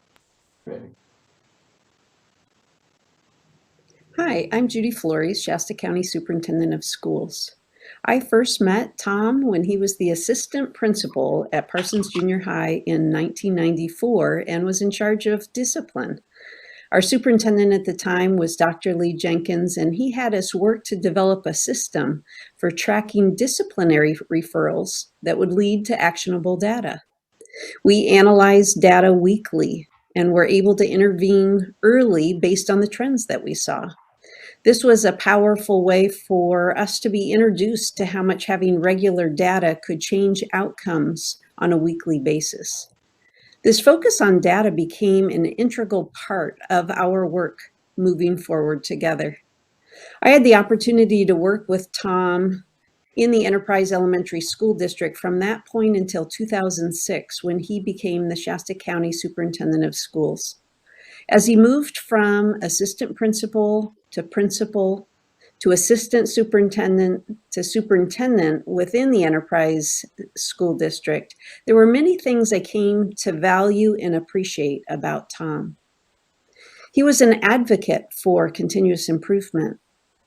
He used educational research to make changes within our district. He was passionate about helping every student succeed. He always wanted to talk about numbers, not percents, using student names, not averages. He had a vision for where to lead the district. He was a great mentor and encouraged me to try new things and take on new positions. During his time in Enterprise, we saw most of our schools achieve Title I High Achievement Awards, Distinguished Schools Awards, and also saw our referral rate for special education drop significantly due to early intervention efforts within each of our schools. Districts around us were interested in learning from our success. After Tom's first year as superintendent of schools at the Shasta County Office of Education, I applied for and was accepted into the position of assistant superintendent of instructional services. I appreciated so much the opportunity to work again alongside Tom. Very quickly, Tom put Shasta County on the statewide map as a county office that was doing great things, and he advocated at the state level for our small rural districts. He was an encouraging supporter of all those who worked for him, allowing each of us to develop resources and programs in support of the schools, districts, families, and community that we serve. Shasta County Office of Education provides support to our districts and charter schools that it hadn't done prior to Tom's arrival.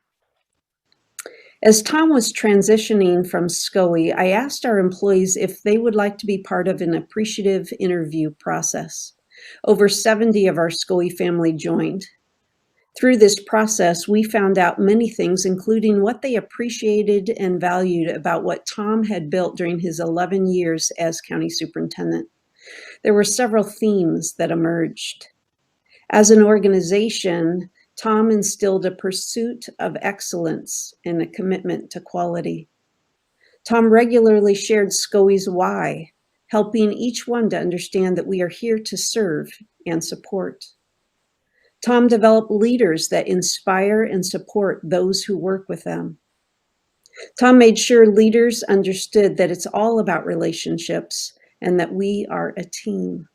As a result, employees feel valued and appreciated.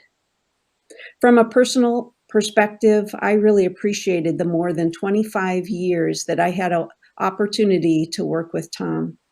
He supported my deep commitment to my family. He encouraged me to take on new positions, and I wouldn't be where I am today without his mentoring and influence. Tom, best wishes to you as you retire. Your impact on Shasta County and on me personally will never be forgotten.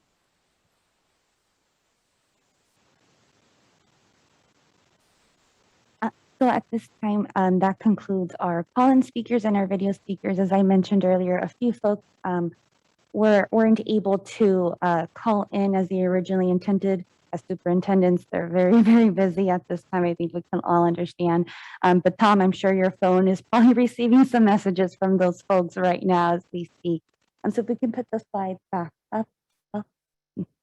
We did want to provide Tom, of course, an opportunity for you if there were any words that you would like to say at this time.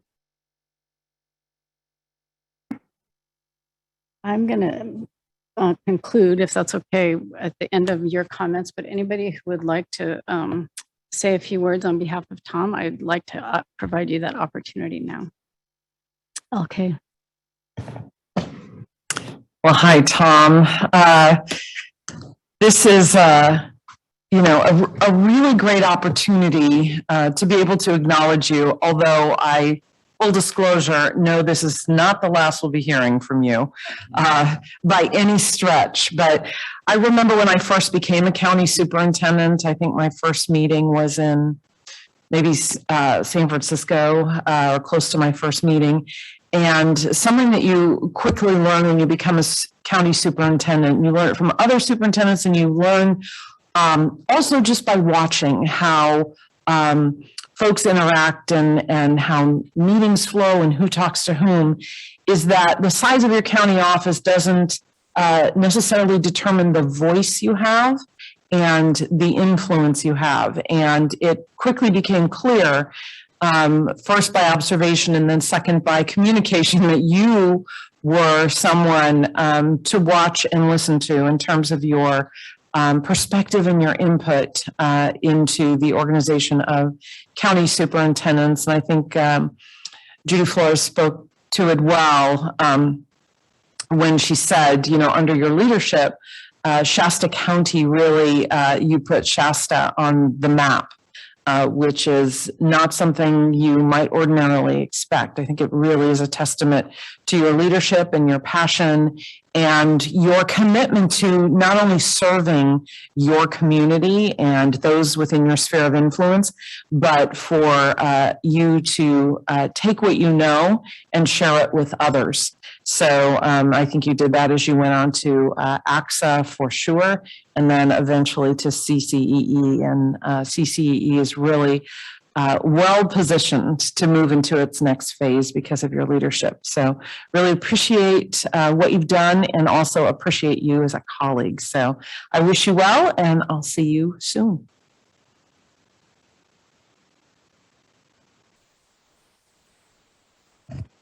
Hi, Tom.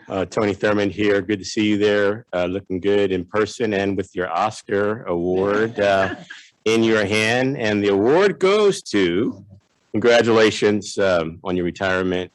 It's been an honor to serve with you and to talk with you as we prepare to now serve with Executive Director Navo, who I also look forward to serving with.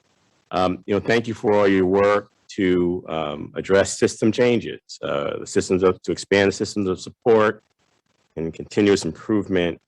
I don't know if this is your life moment, but I hope that you feel the warmth from all that have worked with you in all the phases of your career.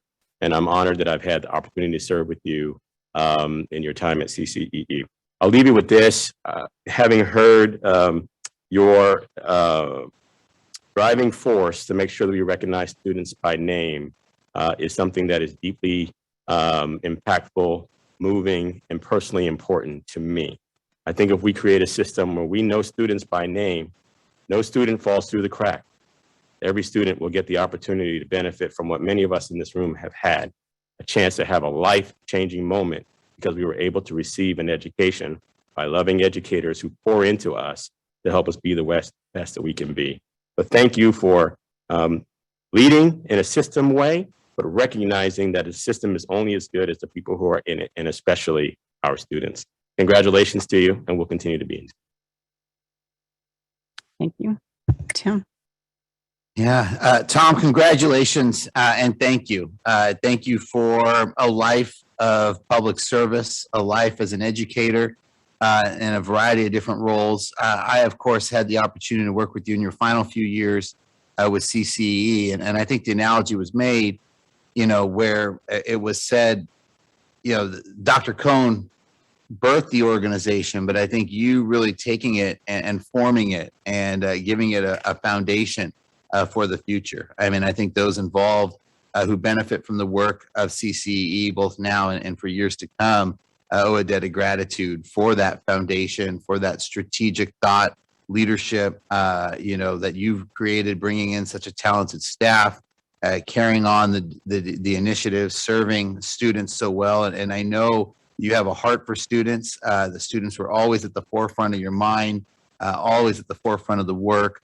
And I really believe your finest hours were, from the moment the pandemic struck, the hard pivot, that's kind of, that phrase is overused, but I mean, you really did, when you talk about rising to the occasion, recognizing the needs that were there, and immediately, marshaling the forces of the entire organization to help address those needs during a critical time. I think a lot of people owe you, again, that debt of gratitude. But it's just been an honor not just to call you as someone who is a leader, but also as a friend, as a thought partner, and someone who'll be missed, but your legacy carries on through Matt and through the staff that you brought on, and through the vision that you've helped set. So thank you for all you've done, and congratulations, and best of luck with all your future endeavors. I know there's some travels and some fun times, but I think as someone said, we know we'll be seeing you in some capacity. You have too much energy and passion for the work. So look forward to working with you again in another capacity down the line. Thank you, Tim. Matt? Sure. I'll be brief, Tom. I know how you hate these kinds of things, but on behalf of the staff, you know a quality of person when people speak about them, the way people speak about them when they're not around. And staff and the team of the CCEE speak about you with great admiration. They greatly appreciate you as a friend and a colleague in your leadership at a time that was incredibly difficult. You led with compassion and leadership. You led with love and care. You led with direction and clarity. So from my end and from me and the staff, you're going to be missed. It's kind of see you later. We know you're going to be around. We don't know how to not work, but we will benefit from your continued legacy and involvement in the state. And so on behalf of the CCEE, we'll miss you. Thank you, Matt. So I too know, Tom, that you don't like these kinds of things. But I just want to say, and I think you know this, that I've had wonderful opportunities to work with you for many, many years, not quite as many as Judy, but almost.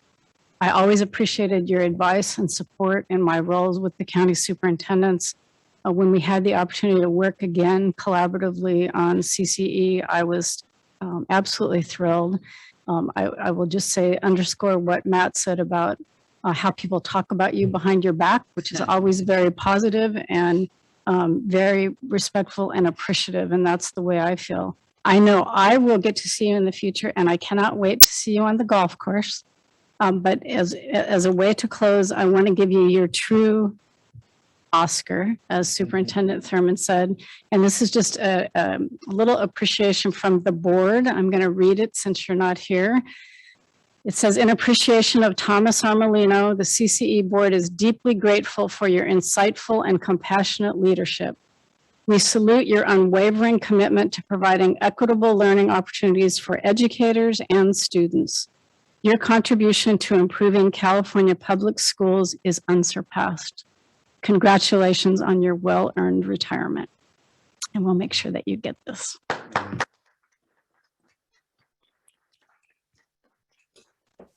Okay, Tom, your turn. Yeah, thank you, everybody. I really appreciate it. You're right. I'm glad there wasn't more people that called in. I was happy to see that.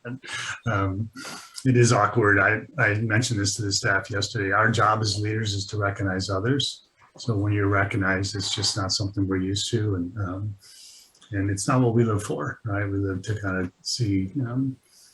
Do our work through others to really have an impact on children. So, but I'm very, very thankful. I want to thank the folks that called in, Brooks and Carla and Judy in particular. And I want to make sure I recognize Rocio too to start, because, I know she's done a lot for me. She's really tried to recognize me. We had an incredible party yesterday. The room was beautiful. They were, it was just very, very kind. You can tell that the individual work that folks do, and I know she helped organize a lot of that, and the staff in particular, just taking the time to give me part of her, right, and her heart was really makes the difference, and really matters to me. I want to thank the board for the opportunity.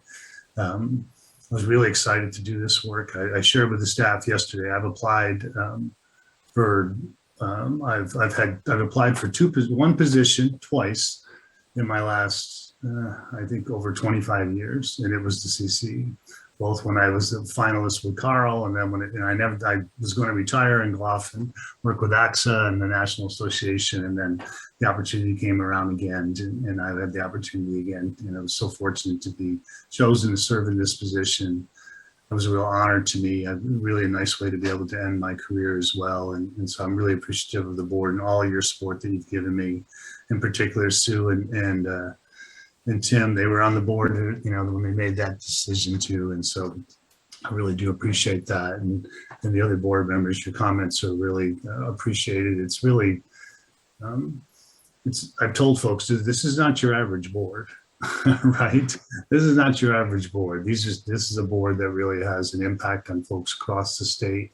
I love the makeup, everything about the CC, how it was designed, the idea of the board. I really believe it kind of epitomizes the system of support and what our system is meant to be. Everything from having a teacher on there to state board member to the state superintendent and the county superintendent, and then a district superintendent when that person is chosen again. It's really a unique opportunity.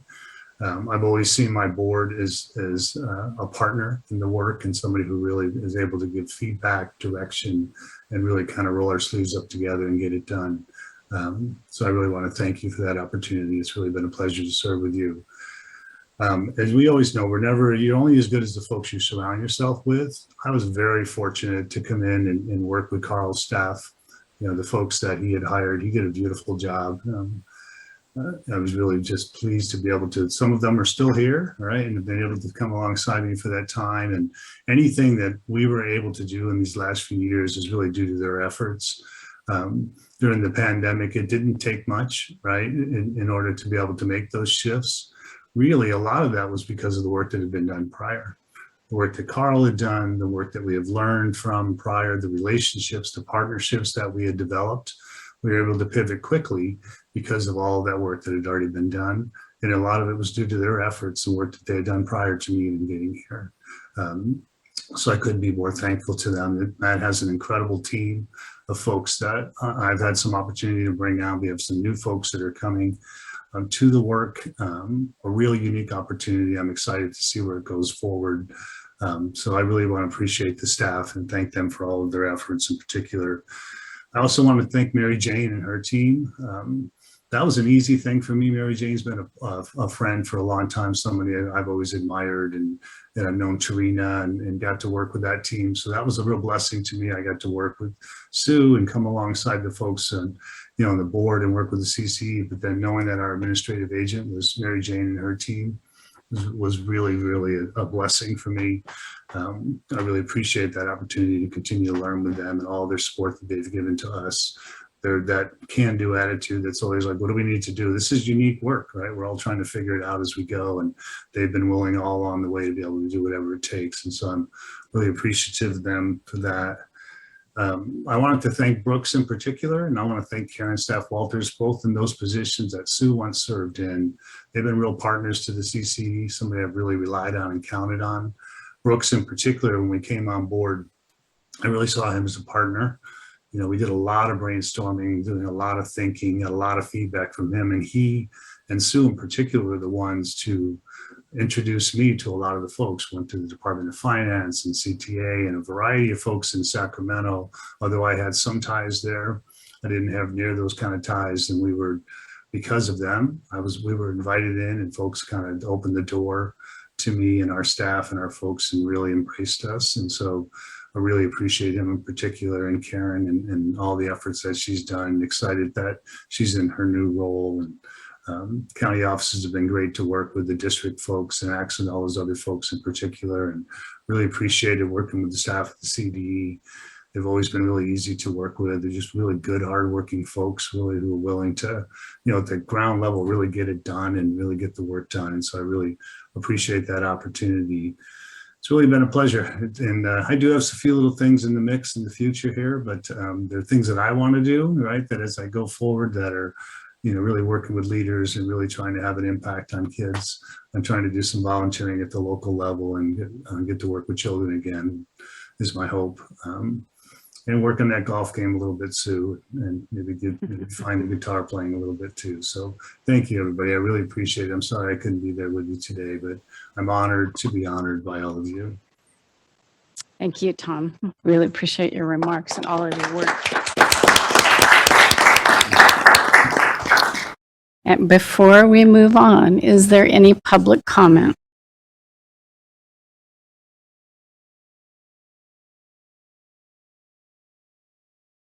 Okay, no public comment. Okay, thanks, Tom. We will drink a toast to you and eat a wonderful lunch on your behalf.